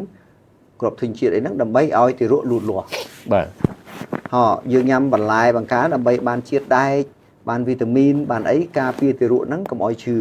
បាទណាត្រៀមតាំងពីហ្នឹងមកបាទហើយម្ដាយហ្នឹងក៏បានមួយចំណែកដែរហើយពពួកអាហារ carb ហ្នឹងគឺ carbohydrate ហ្នឹងគឺបានមកពីធម្មពលទាំងម្ដាយទាំងកូនអញ្ចឹងទាំង3ហ្នឹងគាត់មិនអាចមើលរំលងទេមកពេលហ្នឹងគឺត្រូវតែញ៉ាំបាទអញ្ចឹងបើសិនជាគាត់យល់គាត់ធ្វើតាមគាត់នឹងបានផលទៅតាមលទ្ធភាពឬសមត្ថភាពដែលគាត់ធ្វើបាទអញ្ចឹងហើយបើយើងថាខ្ញុំអត់ដឹងទេខ្ញុំវល់តែធ្វើការខ្ញុំត្រូវតែឲ្យកូនខ្ញុំទៅបៅទឹកដោះគោឬក៏ទឹកដោះគោកែច្នៃយើងមិនហាមគាត់ទេអញ្ចឹងណាធ្វើម៉េចបើគាត់អត់ជំរឿសអញ្ចឹងគាត់ប្រើវិធីហ្នឹងក៏ប្រើទៅបាទប៉ុន្តែវានឹងធ្វើឲ្យទារកហ្នឹងមិនមានសុខភាពល្អមាំមួនវាងាយឈឺងាយអីចឹងពិបាកដដែលបាទពិបាកហើយអញ្ចឹងមែនទេអញ្ចឹងខ្ញុំបើទៅដោះគោមិនក៏ខ្ញុំអត់ឈឺអូខេរឿងមួយផ្សេងគ្នាបាទអញ្ចឹងណាបើយើងបើឲ្យយើងទៅថែទាំសុខភាពមិនប្រឈមនឹងការឆ្លងមេរោគយើងចាក់វ៉ាក់សាំងចាក់អីបានគ្រប់គ្រាន់បាទវាអាចជួយយើងបានមួយចំណែកដែរបាទប៉ុន្តែនៅតែបើប្រៀបធៀបជាមួយនឹងគេអ្នក ប្រើវិធីបើទឹកដោះម្ដាយនេះឲ្យល្អត្រឹមត្រូវគ្រប់គ្រាន់គេនៅតែឈ្នះយើងចឹង អូប្រហែលជាអញ្ចឹងហើយបានមានពាក្យមួយកត់សម្គាល់លោកគ្រូបាទគេថាចែក្មេងនៅស្រុកនៅស្រែអូលេងដីងូតទឹកភ្លៀងពពកពប៉ាក់ជាមួយផុកជាមួយដីអីដូចជាមិនសូវចេះឈឺសោះ បាទ ដល់ពេលកូនអ្នកមានជីវភាពល្អបើទៅដោះគោបើអីអូតមមិនសូវប៉ះដីប៉ះអីទេឃើញតែឈឺអញ្ចឹងវាអាចតាក់ទងទៅនឹងការបំបើដោះកូនអីកាលតែក្មេងៗនៅទីរੂដែរទីរੂ អាហ្នឹងគេហៅភាពស៊ាំទៅវិញកាលណាគាត់រស់នៅបរិបទហ្នឹងគាត់ស៊ាំនឹងអាហ្នឹង បាទ អញ្ចឹងណា បាទ បាទអញ្ចឹងទៅមេរោគមិនសូវជាវាយប្រហារគាត់ទេហើយមួយផ្នែកទៀតគាត់រឹងមាំដោយសារតែគាត់បើទឹកដោះម្ដាយក្មេងអស់នោះភាគច្រើនមិនដែលស្គាល់ទឹកដោះគោមកស្លាបព្រាផង បាទ ភាគច្រើនអញ្ចឹងណាបាទប៉ុន្តែសួរថាគាត់មិនគាត់ត្រូវការដូចតែគ្នាហ្នឹង បាទ ជាទឹកដោះគោជាអាហារបន្ថែម បាទ អញ្ចឹងម្ដាយពេលគាត់ធំមកត្រូវការអញ្ចឹងឲ្យគាត់លូតលាស់អីឆ្អឹងមិនខុសទេ បាទ ប៉ុន្តែឲ្យយកទៅបើជំនួសទឹកដោះម្ដាយអាពេលចាប់ផ្ដើមហ្នឹង បាទ អត់ទៅល្អទេ បាទ អញ្ចឹងណាតែបើអត់ជំរឹះយើងនឹងធ្វើមិនអញ្ចឹងដល់ខ្ញុំនិយាយពីតាក់តងនឹង pH ឬក៏ pH ហ្នឹងដែរជារឿងសំខាន់ព្រោះឈាមយើងវាត្រូវការ pH ធម្មតានៅក្នុងឈាមរបស់ទារកវាត្រូវការត្រឹមតែ 6.5 ទៅ 7.5 ទេ បាទ តែប៉ុណ្្នឹងឯងតែបើលើសហ្នឹងបញ្ហាបើខ្វះពេលហ្នឹងក៏ជាបញ្ហាដែរ បាទ ដូច្នេះយើងទឹកដោះម្ដាយនេះគឺបានត្រៀមស្រាប់សម្រាប់កូនដឹងថាពេលដំបូង pH ត្រូវច្រើនមាន pH ទាប បាទ ទឹកដោះម្ដាយដំបូង pH ទាបណាស់អាចតែ5កន្លះហើយគឺថាហេតុអីបានខ្លួនម្ដាយផលិតទឹកដោះដំបូងហ្នឹងឲ្យមានកម្រិត pH ទាបឬ pH ទាបដោយសារតែ pH ទាបអាស៊ីតហ្នឹងវានឹងជួយទៅកម្ចាត់មេរោគមួយចំនួន បាទ នៅក្នុងខ្លួនទារកដែលចាប់ដើមកើតមកពីម្ដាយផ្ដាច់ប្រព័ន្ធការពារម្ដាយអស់ហើយអញ្ចឹងម្ដាយនឹងបញ្ចូលអានឹងឲ្យ បាទ ប៉ុន្តែនៅពេលដែលទឹកដោះបើយូរទៅពេលឲ្យចាប់ដើមឡើង 6.5 ដល់ 7.5 ជាដើមនៅប្រឡោះហ្នឹងអញ្ចឹងខ្លួនម្ដាយគេហៅថាម៉ាស៊ីនស្វ័យប្រវត្តិមួយអ្នករ៉េកូលេអ្នកសេរីឲ្យ បាទអូទុំតិចមកស្វែងប្រវត្តិបាទអរគុណគ្រូបាទនាងកញ្ញាលោកស្រីប្រិមិត្តជាទីរាប់អានបាទលោកអ្នកប្រហែលជាបានជ្រាបហើយថាហេតុអ្វីបានទឹកដោះម្ដាយសំខាន់សម្រាប់ទារកហើយទឹកដោះគោទោះបីអ្នកវិទ្យាសាស្ត្រអ្នកកែច្នៃប្រឹងផលិតយ៉ាងណាក៏ដោយក៏អាចថាគុណប្រយោជន៍មិនស្មើនឹងទឹកដោះម្ដាយទេលោកគ្រូមានប្រសាសន៍ថាអាចបានប្រហែលជា 70% បាទ 60-70% ទេ 60-70% នៃគុណប្រយោជន៍ដែលចេញពីទឹកដោះម្ដាយជាពិសេសគឺបានសេវលុយបានសំចៃលុយទៀតបាទអញ្ចឹងពីកម្មវិធីលើកទឹកចិត្តអ្នកម្ដាយគ្រប់គ្នាបាទគឺព្យាយាមបំបៅដោះកូនដោយទឹកដោះធម្មជាតិរបស់ខ្លួនដែលមានស្រាប់បាទឥឡូវនេះងាកមកកាន់កម្មវិធីបាទមើលអ្នកខមមិនលើ Facebook ទីសិនបាទមានអ្នកផ្ដល់បេះដូងជូនលោកគ្រូអរគុណបាទង៉ែតសៀតឡុងបាទម៉ានិតបាទគាត់ថាជំរាបសួរលោកគ្រូនិងបងពិធីករបាទជំរាបសួរមើលទៅអ្នកណាដែលមានកោះហើយក៏មើលថែតាមហ្នឹងទៅអ្នកមិនទាន់មានក៏ត្រៀមទៅដឹងខ្លួនឯងថានឹងអាចទៅប្រឈមអីយើងដឹងមុនណាបាទសូលីនឡែនបាទពេញចិត្តខ្លាំងណាស់និយាយរឿងទៅដោះម្ដាយអីហ្នឹងបាទដោយបេះដូងមកច្រើនបាទបងវិចិត្រអូបងវិចិត្របាទបងវិចិត្របាទសួរបងបាទបងក៏បាត់ខ្ញុំក៏បាត់បងមិនដឹងទៅរកគ្នានៅណាទេបាទមែនតើទៅគឺពួកយើង friend ជាមួយគ្នាលើ Facebook សារ comment អីទៅមកដែរទេក៏ប៉ុន្តែតាមរយៈការ live កណាយើងបាត់យូរគាត់ក៏អត់បានមើលបាទហើយគាត់អត់បាន comment អត់បានសួរឥឡូវអត់បានមើលគាត់អត់បានឃើញបាទឥឡូវនេះកម្មវិធីត្រឡប់មកវិញបងចិត្តជាប្រិមិត្តដ៏សកម្មនៅក្នុងកម្មវិធីស្ដាប់តិចចេះច្រើនតែសួរបញ្ចេញយោបល់ច្រើនណាស់បាទស្ដាប់តែបន្តិចទេមិនចេះបានច្រើនបាទបងមានសំណួរអីអាចអញ្ជើញបន្ថែមបាទអាណាបាទជំរាបសួរលោកគ្រូបង្គង់បាទជំរាបសួរបាទបាទបងសុខឿនបាទ Hello Doctor Good evening បាទបាទមានប្រិមិត្តជូនបេះដូងមកច្រើនណារដ្ឋាស៊ីយ៉ាបាទហើយបាន share នៅប្រិមិត្តទាំងអស់គ្នាបាន share នៅថាបាន share ឲ្យប្រាប់ផងថាបាន share តែអត់ឃើញថាបាន share អត់ដឹងក្រុមការងារភ្លេចកត់បាទតែបើថាបាន share ឲ្យទៅ save អូបាន share ហើយបាទហើយបើសិនជាមានសំណួរមានមតិយោបល់អីអាចអញ្ជើញសរសេរមក បាទខ្ញុំនឹងលើកសំណួរជូនលោកជាម្រិតដើម្បីបកស្រាយជូនបាទប្រធានបទគឺនិយាយអំពីការបំបៅ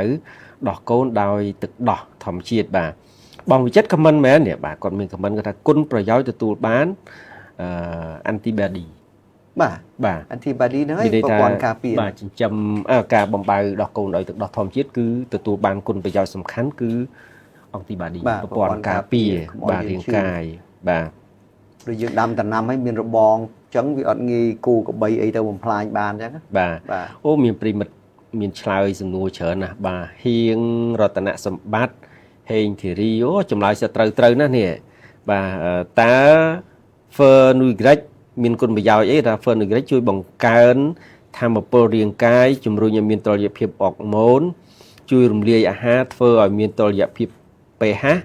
អាស៊ីតក្រពះវាសម្បូរទៅដោយជាតិប្រូតេអ៊ីននិងសារធាតុខ្លាញ់ល្អជួយបង្កើនចំណង់អាហារដោយឡែកសម្រាប់ស្ត្រីទើបសម្រាលកូនវានឹង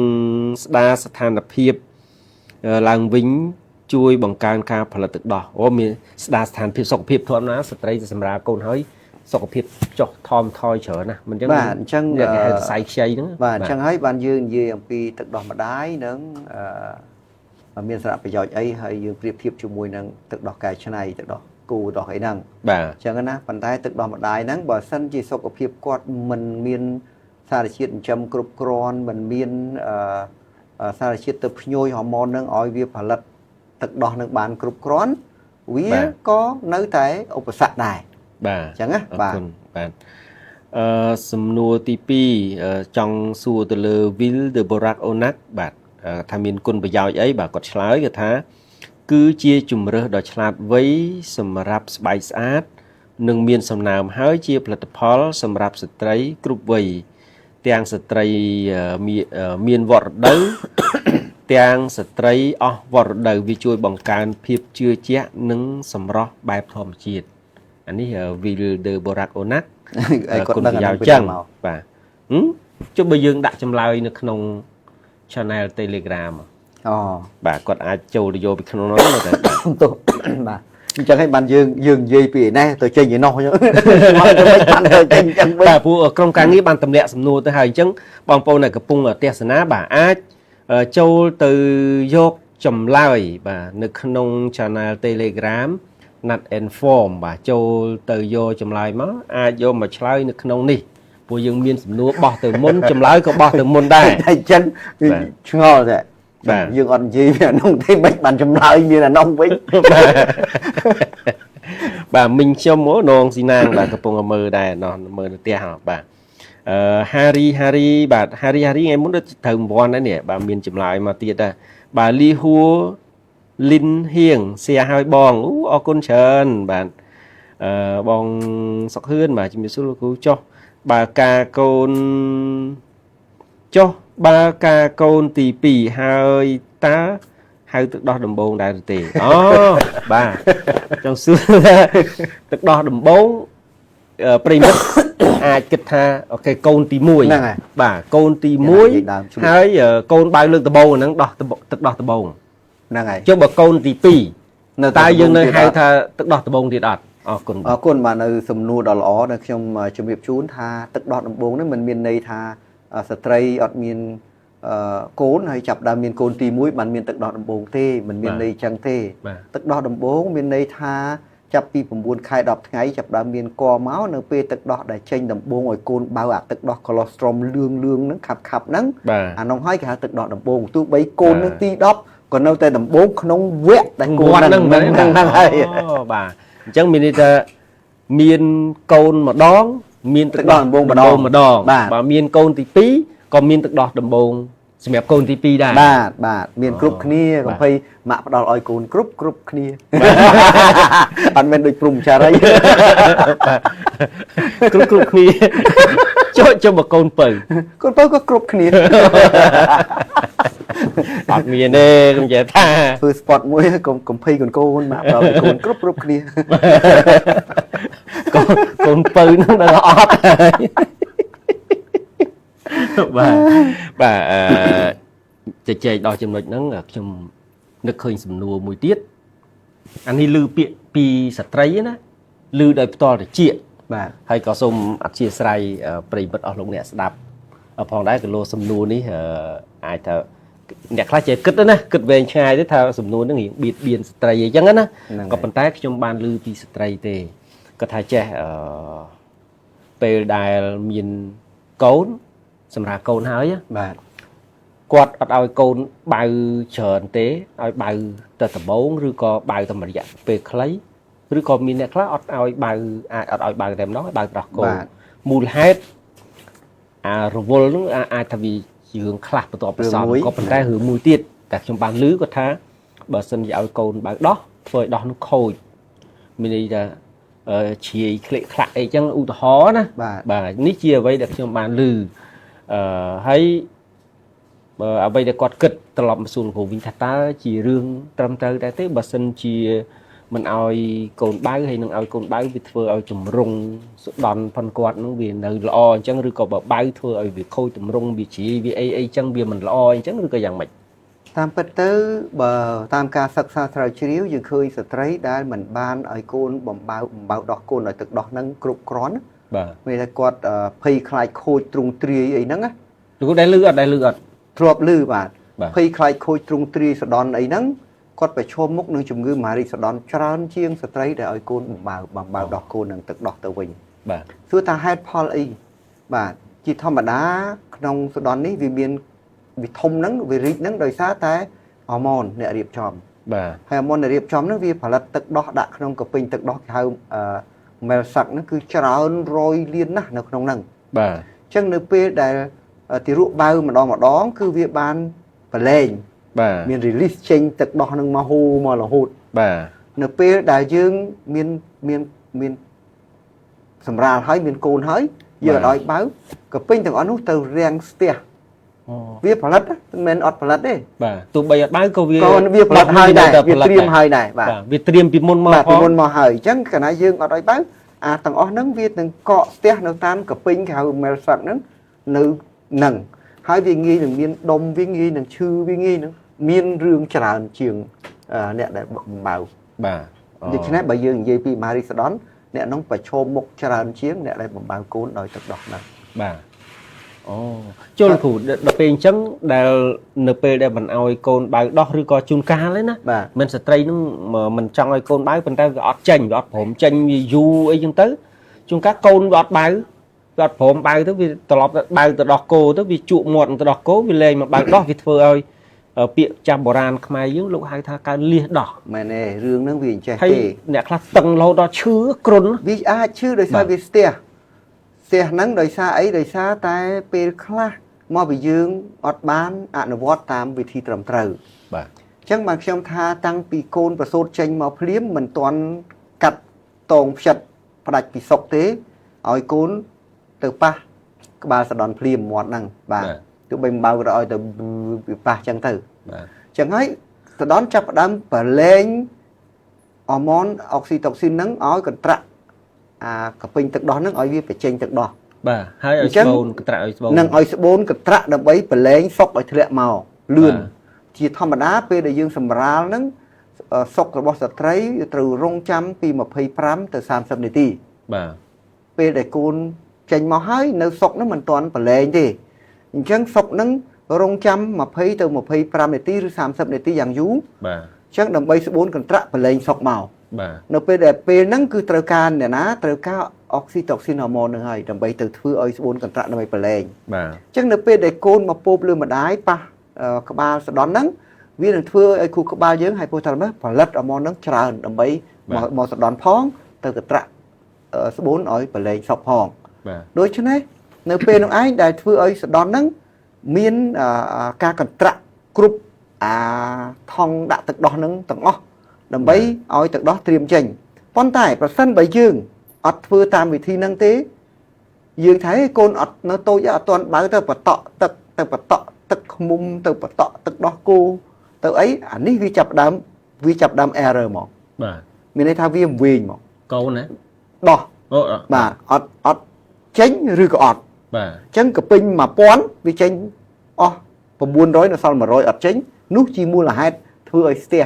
អញ្ចឹងទឹកដោះចេះតែផលិតហើយចេញអត់ចេញ vì thôi bóng đống hào tài liệt đó chứ năng hại bà nè khá khơi lần cồn bà đào luôn lăng tầng bà lăng tầng nó chứ nè chẳng ní chỉ mua là hạt chẳng mặc xong ôi côn bóng báo tăng pi đầm bồn nằng tụi bay mình tranh cái đó tập bao hơi việc tranh hơi hay côn và sân chỉ dương cực lừa thì ruộng nơi pe để phải sốt máu liếm ọt bao 7 ngày có ọt lạp này chưa thì ruộng và sốt máu ọt bao 7 ngày có ọt lạp này máu pi phục mà đai ông duy ta pu mi nắng mình vô lại năng ai tập pe thì ruộng tranh máu và tọ tật mùng và tọ tức có chắc nhom phải vô bằng ôn dương ở vô tha thì ruộng để tranh pi mà đai máu ọt bao 7 ngày có ọt lạp này xưa ta hai đây luôn thì ruộng đi môn năng tranh máu cứ kịp tiêm mà đái nó ban phải trôi tam tông sốc ỏi kỳ rừng mom rồi hơi chẳng dương men thà ỏi tục 7 ngày bên đây tròn dây tha mình slap để xa tay dương ra liêm chập đầm và tọ liêm nâng khai thì ruộng clean ấy nâng tê ọt chẳng tê chẳng ỏi tập bao ta tập đòn đai tới cứ cướp con hơi vừa lấy chẳng cả lại năng hay mũi tiền tệ tông thì ruộng đấy về hay á mà pe đại phải sốt máu sầm ra máu phía trơn nè từ xưa sọc tục nó trơn kia nè ông pu minh đó chui chập đàm chui bay chui po chui vô chui ấy chân anh đang chia từng vừa mũi mình lọ bà mà chẳng chia từng vừa mũi mình lọ đại phư ơi thì ruộng năng ấy thọp cho mũi từng vừa nằng nơi pe đây ban cả lá khai còi máu kia tàu ở hết miền nào đầu tiết nơi tại mặt đáy chập ra mặt đáy nó chập đâm rồi đôi nhẹ mà mưa tầng óc này nông chẳng mà chẳng khiêm này nó mọi bóng ôn che rồi vì thi sùa miền đây tha pe để côn sầm ra mau hơi mình trao vô côn mà bay ở bao thì pe bao đặt ở kia cho bà dương sốc chất phô ở côn bao cho hơi bao trái dương từ thưa ấy từng cô nâng nâng cho con ọt ấy thế còn ôi ta ấy sụt cọt mục sụt cọt ấy rư của cả lạt thế ấy đi chẳng về zoom tới zoom hói kênh lụa bên tới tập ra tại cả tô lại tới thưa tụm lọp bạc đi cứ nè nâng xua cố nâng mình sâu rồi như nháy to ta vô bản kênh to ta bay ấy bao bản kênh chẳng tập pe vô ta đặt ọt prom kênh thế bộ ọt nên cầm đào luôn dương phá chẳng ọt kế dùng va thà côn nâng khôi tạm bất khôi mà bị dương nè cả tụm lò hay dương đã tụ côn thà côn nâng khôi nhá lớp xả là bong thư tám hay ta việc bàn phò bạch mạch cả bất tới hai chị nhẹ từ xua sục tụng xà lanh câu nữa ôi xong bay tích mau ôi xong pa tích mau ấy năng xà lanh nhom từ tôi có pan tái trăm từ cùi mớ từ ấy bàn hơi mình chăm bách vô mà áo vô bay ở lẹ ấy thì chẳng á hay thì ruộng dung mình slap thì keng slap chập đam thấy ọt thì ruộng dung ọt slap thì pe là khi ông bạc cao không mình khác nhưng cao máu trên máu xoay là ổn mà trước khi ông trâu phơi cô nâng dung nhưng chập chưa nhưng chui clap tính và pưng ở dung thành đầm bay dung đầm plét cột là ngò hòm mà lên xoài vậy nè khá vậy cái không plét bay câu nhung thì năng bị thi xa chẳng á phần là ngày nước dương miền Việt Thiên là bọt ấy lưu thôi đời miền Việt Thiên là bọt ấy giờ miền gì Việt Thiên là bọt đây tiết châu đấy bà dương màu pe nó vì càn đà chít o cặp miền hương bị che chở nó và tẹt tôm nâng gừng mà đai thì rúa bà bong vị chất bà có tha côn bị giaoในการบ่าวตรอมได้คือông tì cốc bà ông tì kho bàกดใส่พีไปก่อนmột tiếng peไปก่อนmột tiếng นั่นไงนั่นไงông tì có miềnพีนะ bà chấm nành lui chấm nành thả vi ca bà bỏng cao mano sẽ chết na rồi viếng mà đái nâng thì ruồi bàn cọ cái đài bà như mơ đi sang lồng miền bào pôn miền sầm núa bà phía chớn cứ sau tai miền nhẹ chơi bà ở sơ khơi nhẹ xua bà mơ sân hay cụ mùi tiết tẹt tông từ nâng phật Paul Nat and Formโดย để bàn chùm điệp chùn pi khang đào từ tua để về miền được nông sầm nua chùm lại nắng cứ thà Fernugrec cứ chia phật Paul mà giang để chui chùm rung áo mà đái phật tực đỏ ở bàn chán sầm rạp cồn bào ហើយក៏ជាផលិតផលដែលជួយស្ដារស្ថានភាពសុខភាពស្ត្រីក្រោយសម្រាលឲ្យឆាប់ត្រឡប់មករកភាពប្រក្រតីវិញចង់ឲ្យលោកគ្រូជួយបញ្ជាក់ថានៅក្នុង Phenugreek នេះផ្សំពីអីហេតុអីបានវាទៅភ្ញោចឬក៏ទៅឲ្យខ្លួនប្រាណយើងបង្កើតទឹកដោះមិនយើងទេស្ត្រីបាទច្រឡំមិនលោកគ្រូនិយាយយើងណែគ្រូថាដោះយើងអីណាយើងមិនខុសទេយើងទាំងអស់គ្នាហ្នឹងបាទឲ្យស្ត្រីដែលមានគរឬក៏សម្រាលហ្នឹងផលិតទឹកដោះបានច្រើនហើយស្ដារស្ថានភាពសុខភាពនឹងឲ្យប្រសើរឡើងវិញបានលឿនហ្នឹងនៅក្នុងហ្នឹងមានស្អីពិសេសគ្រូជួយជំរាបជូនបន្តិច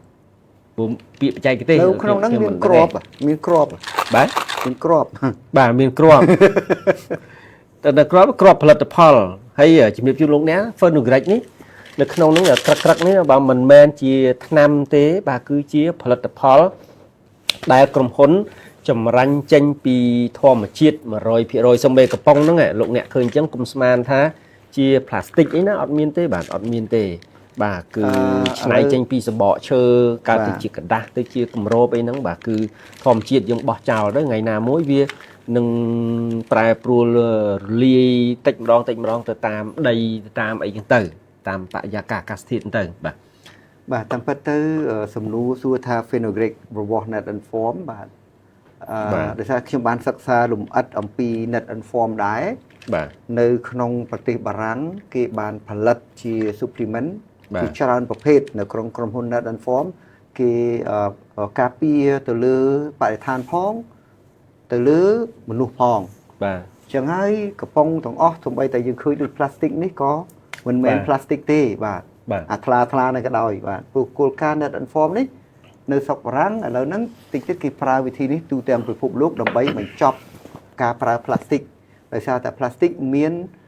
គេហៅ microplastic នឹងធ្វើឲ្យយើងកើតជំងឺច្រើនបាទអញ្ចឹងនេះជា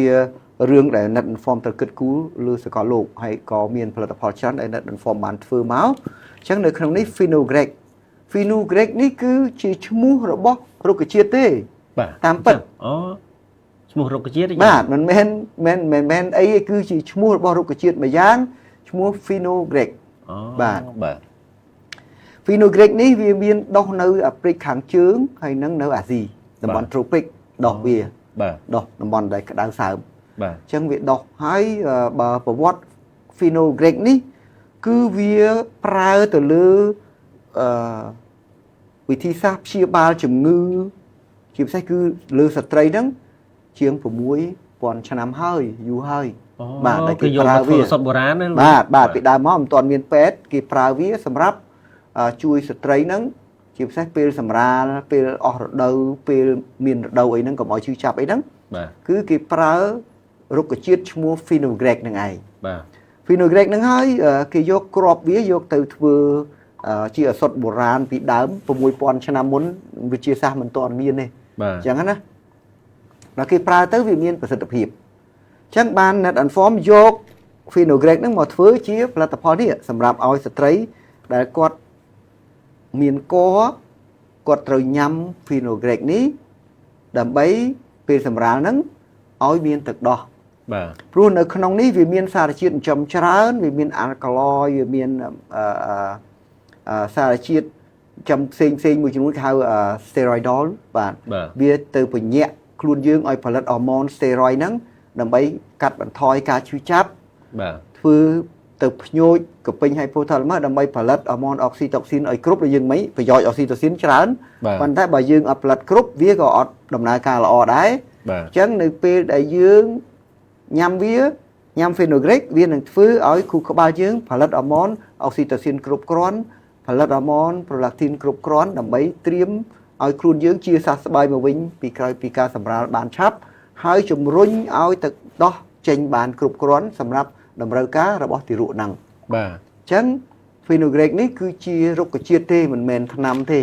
មិនមែនថ្នាំពេទ្យទេប៉ុន្តែវាទៅ stimulate hormone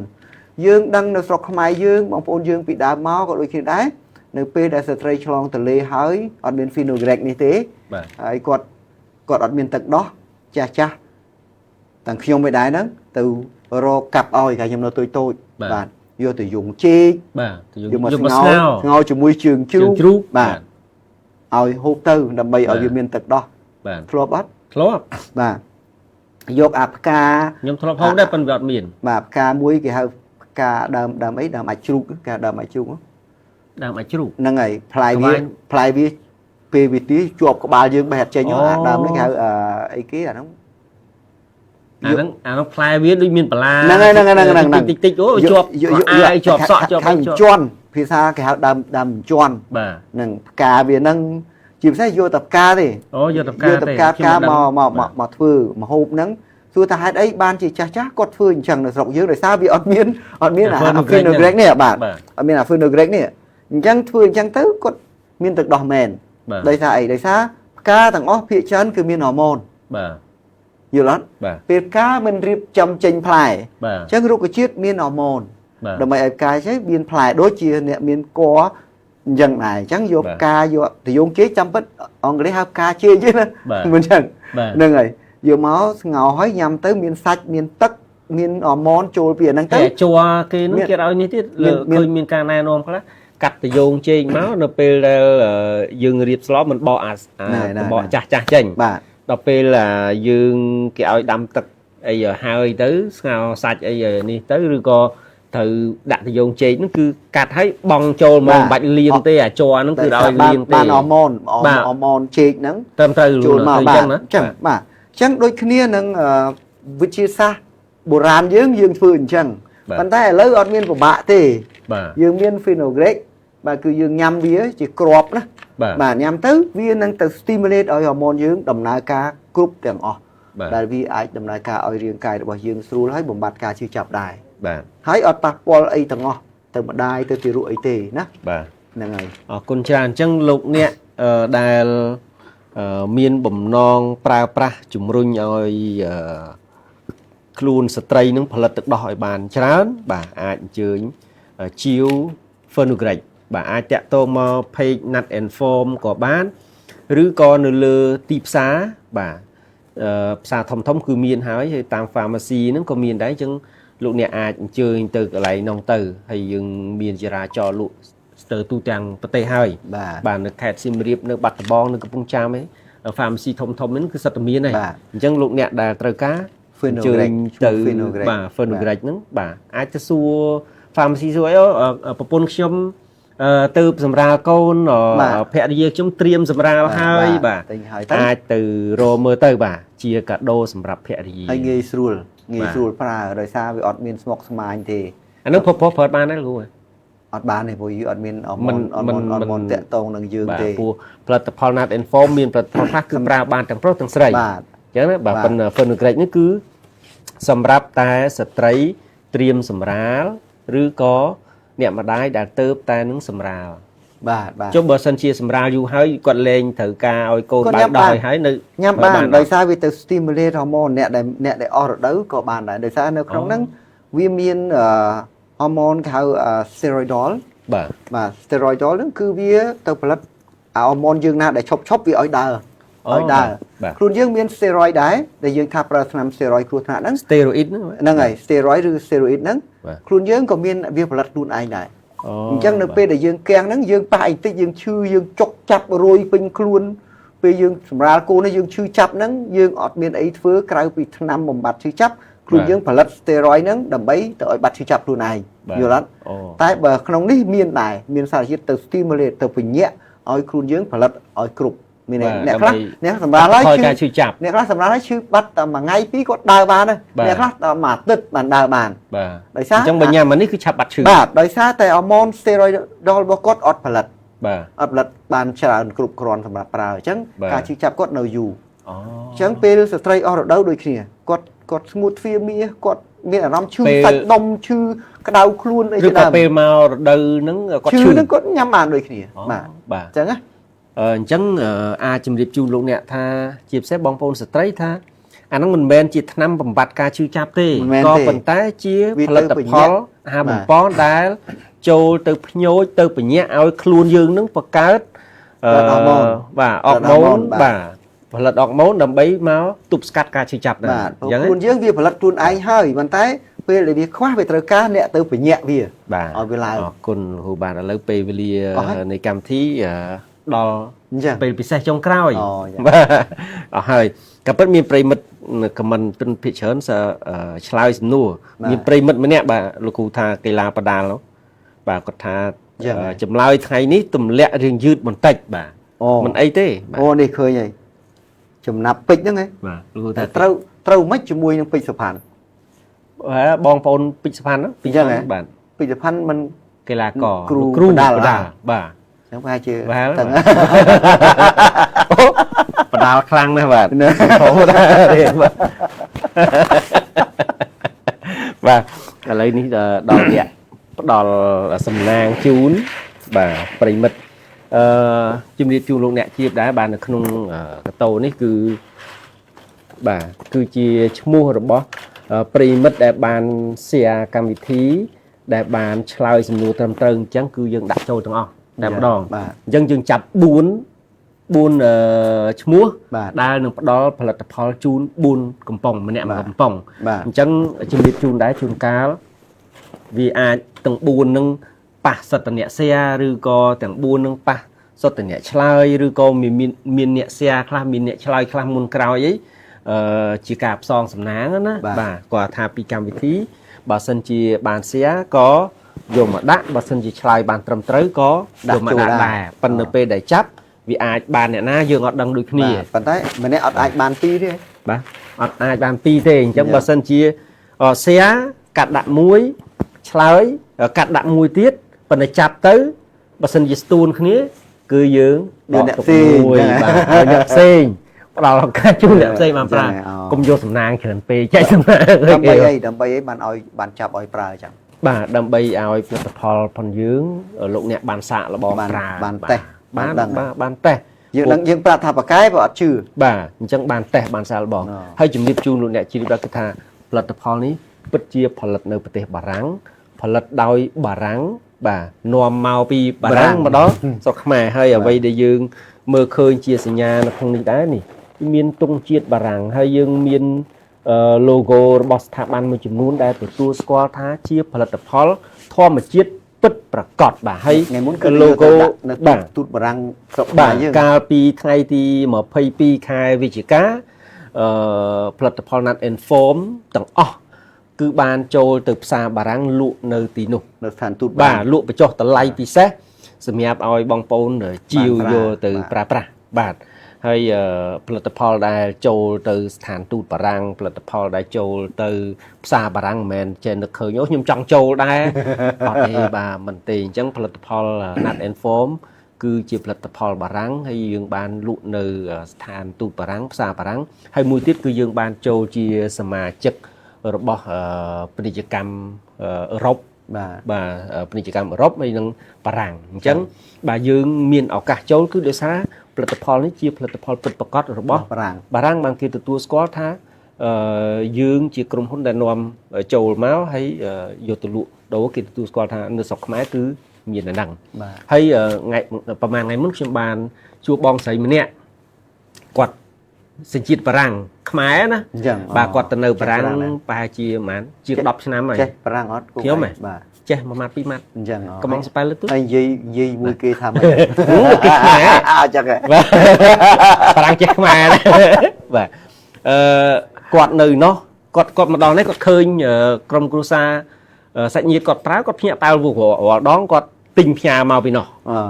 បាទធ្លាប់ទិញផ្ញើមកពីពិសេសពេលគាត់មកគាត់ទិញផ្ញើហើយដល់ពេលលើកនេះមកដល់គាត់ឃើញនៅស្រុកខ្មែរមានប្រើហើយគាត់ភ្ញាក់ផ្អើល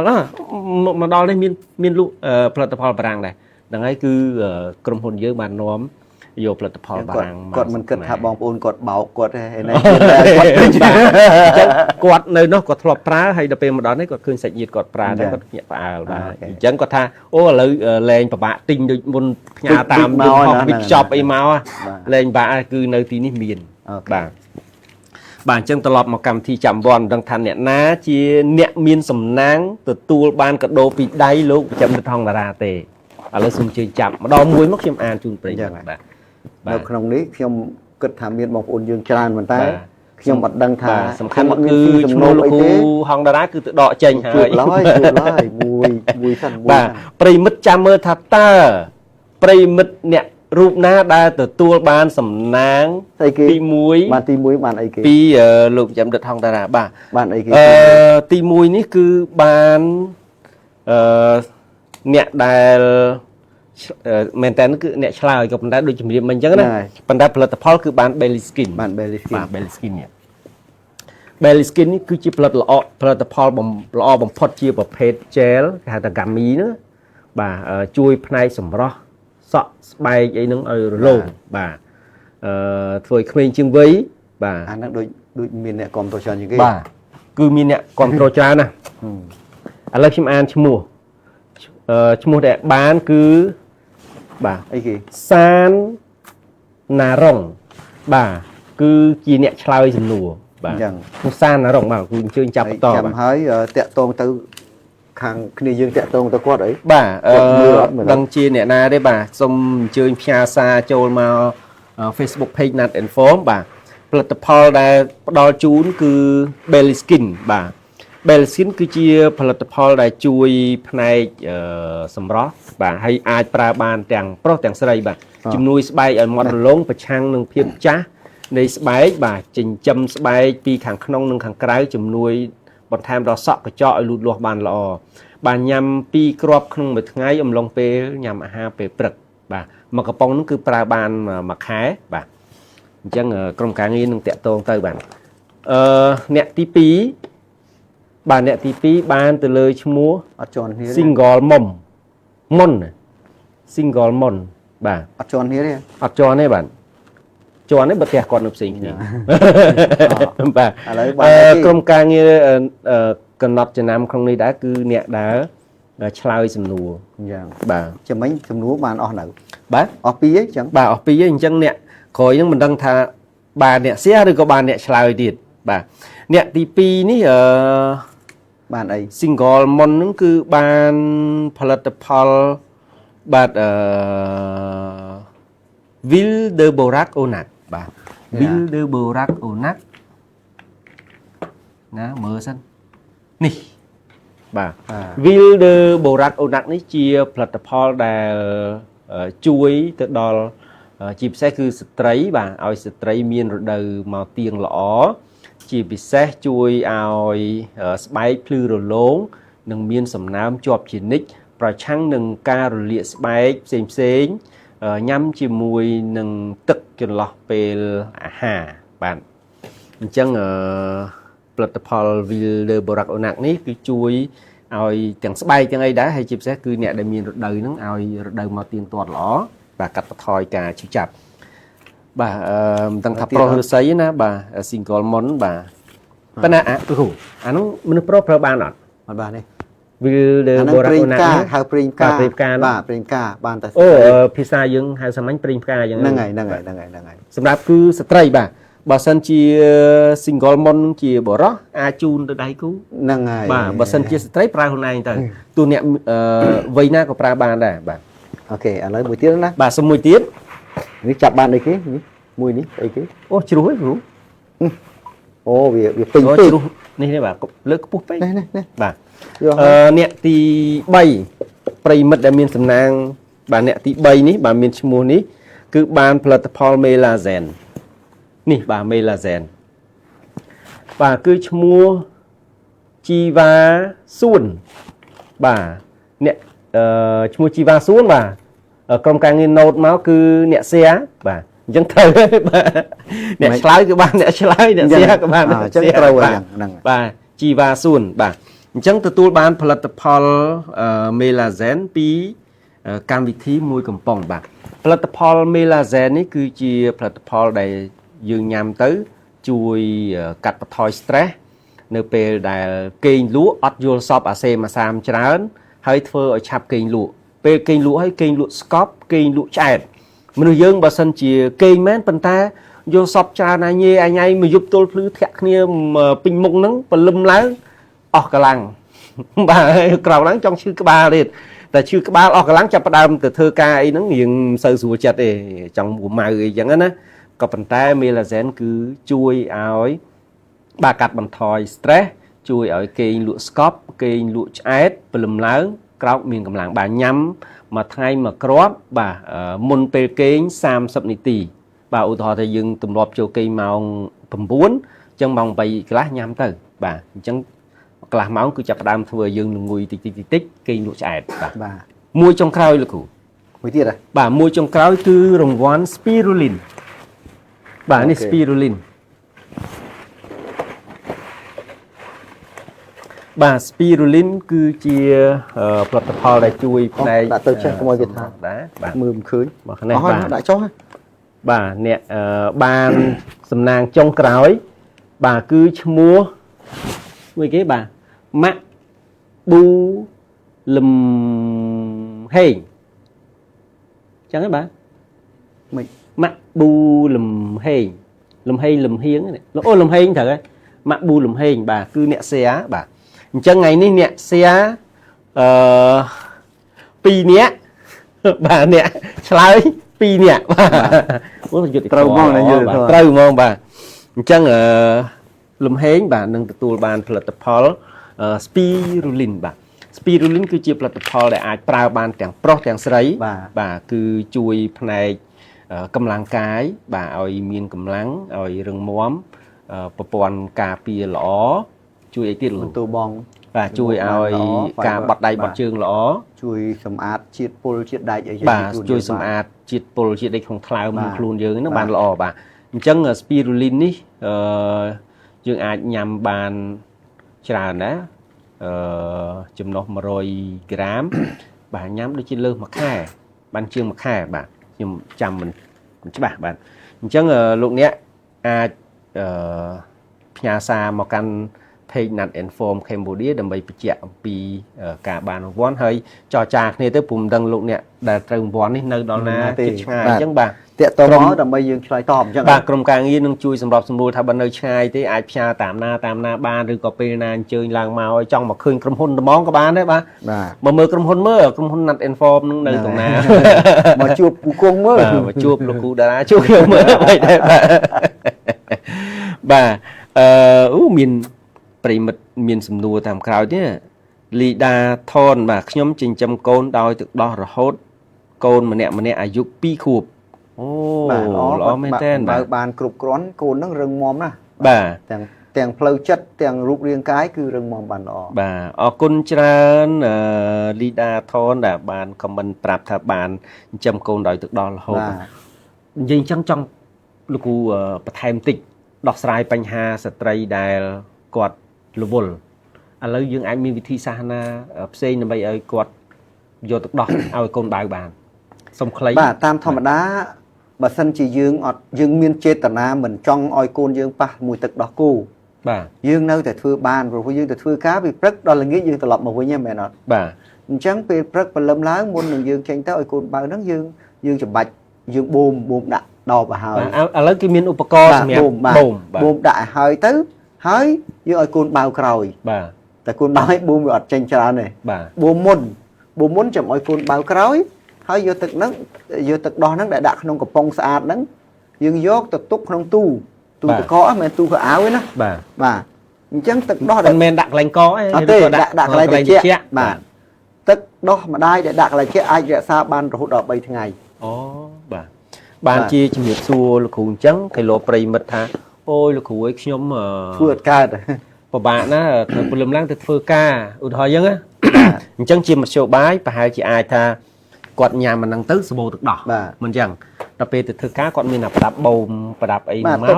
គាត់អាចបូមទៅដាក់ទូទឹកកកកន្លែងធ្វើការឬក៏យកមកវិញបាទឬក៏ឲ្យអ្នកណាមកយកឲ្យកូនបៅមកអញ្ចឹងមានន័យថាអ្នកម្ដាយទៅធ្វើការក៏បានកូននៅផ្ទះមានអ្នកមើលឧទាហរណ៍ណាឬក៏អាចឲ្យទឹកដោះពីខ្លួនហ្នឹងទៅឲ្យកូនបើបានដូចដដែលទូទៅយើងបឺតទុកនៅផ្ទះខ្លះទៅហើយទៅកន្លែងធ្វើការយើងយកឧបករណ៍ទៅបើសិនជាមានពេលយើងអាចបឺតទុកទូនៅកន្លែងធ្វើការមកវិញយកមកក៏បានអញ្ចឹងបើយើងគិតថាវារវល់បន្តិចប៉ុន្តែវាចំណេញបានច្រើនកូនមួយរយៈពេល2ឆ្នាំ3ឆ្នាំដែលយើងឲ្យបើទឹកដោះគោបើយើងសន្សំប្រាក់ហ្នឹងទាំងឈឺទាំងថ្លៃទឹកដោះគោហ្នឹងបាទយើងទិញបានឡានមួយបាទ យើងទិញបានឡានមួយសាក់គិតមើលមួយខែអស់ប្រមាណហើយយើងបូកនឹងអាយុ2ខួប3ខួបហ្នឹងហើយនៅទឹកនៅលវលនៅសម្អាតនឹងច្រើនអញ្ចឹងយើងបូកសរុបទៅយើងអាចទិញបានឡានមួយអូបាទពីកម្មវិធីសូមអរគុណនាងកញ្ញាលោកស្រីប្រិមិត្តដែលបានស្ដាប់បានទស្សនាការផ្សាយផ្ទាល់ថ្ងៃនេះផ្ដោតទៅលើការបំបៅដោះកូនដោយទឹកដោះហើយនឹងការជម្រាបជូនអំពីផលិតផល Phenugreek របស់ Nat and Form ដែលជាផលិតផលរបស់បារាំងឥឡូវមកដល់កម្ពុជាអរគុណជាថ្មីលោកចំដិតហងតារាដែលបានស្រាវជ្រាវមកជម្រាបជូនអស់លោកអ្នកតាំងពីដើមរហូតដល់ទីបញ្ចប់នេះជាង1ម៉ោងបាទ1ម៉ោង20នាទីបាទ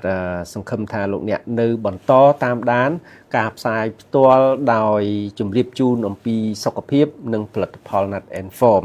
យើងនឹងវិលមកជួបគ្នាសាជាថ្មីម្ដងទៀតនៅថ្ងៃប្រហោះសប្តាហ៍ក្រោយតាមពេលវេលានឹងម៉ោងដដែលខណៈនេះខ្ញុំបាទរស់គង់ក្រុមការងារនិងលោកវិជ្ជបណ្ឌិតហងតារាបាទសូមជម្រាបលាលោកអ្នកត្រឹមតែប៉ុណ្ណេះបាទ Collagen Marine ផលិតផលធម្មជាតិផលិតនៅប្រទេសបារាំងជួយឲ្យមានសុខភាពល្អនិងស្បែកសថ្លាតឹងភ្លឺរលោងក្មេងជាងវ័យជួយឲ្យស្បែកចាប់យកនិងរក្សាជាតិទឹកប្រូតេអ៊ីននិងជាតិ collagen បានល្អជួយប្រឆាំងនឹងការរលាកកោសិកាស្បែកពីការប៉ះទង្គិចផ្សេងជួយឲ្យស្បែកមានសំណើមទន់រលោងប្រឆាំងនឹងភាពចាស់នៃកោសិកាញ៉ាំជាមួយអាហារមួយគ្រាប់ក្នុងមួយថ្ងៃនិងញ៉ាំទឹកឲ្យបានច្រើន Spirulina ផលិតផលធម្មជាតិផលិតនៅប្រទេសបារាំងមានរូបមន្តផ្សំពីសារ៉ាយសរីរាង្គ Bio សម្បូរដោយប្រូតេអ៊ីនវីតាមីននិងរ៉ែចម្រុះច្រើនមុខវាជួយឲ្យកម្លាំងកាយស្វាហាប់មាំមួនពង្រឹងប្រព័ន្ធភាពស៊ាំរាងកាយសម្រួលក្រពះពោះវៀននិងជួយកាត់បន្ថយជាតិពុលក្នុងថ្លើមញ៉ាំម្ដង2គ្រាប់3ដងក្នុងមួយថ្ងៃអំឡុងពេលទទួលទានអាហារសូមញ៉ាំទឹកឲ្យបានច្រើន Belly Skin ធ្វើឲ្យស្បែកតឹងភ្លឺថ្លាទន់រលោង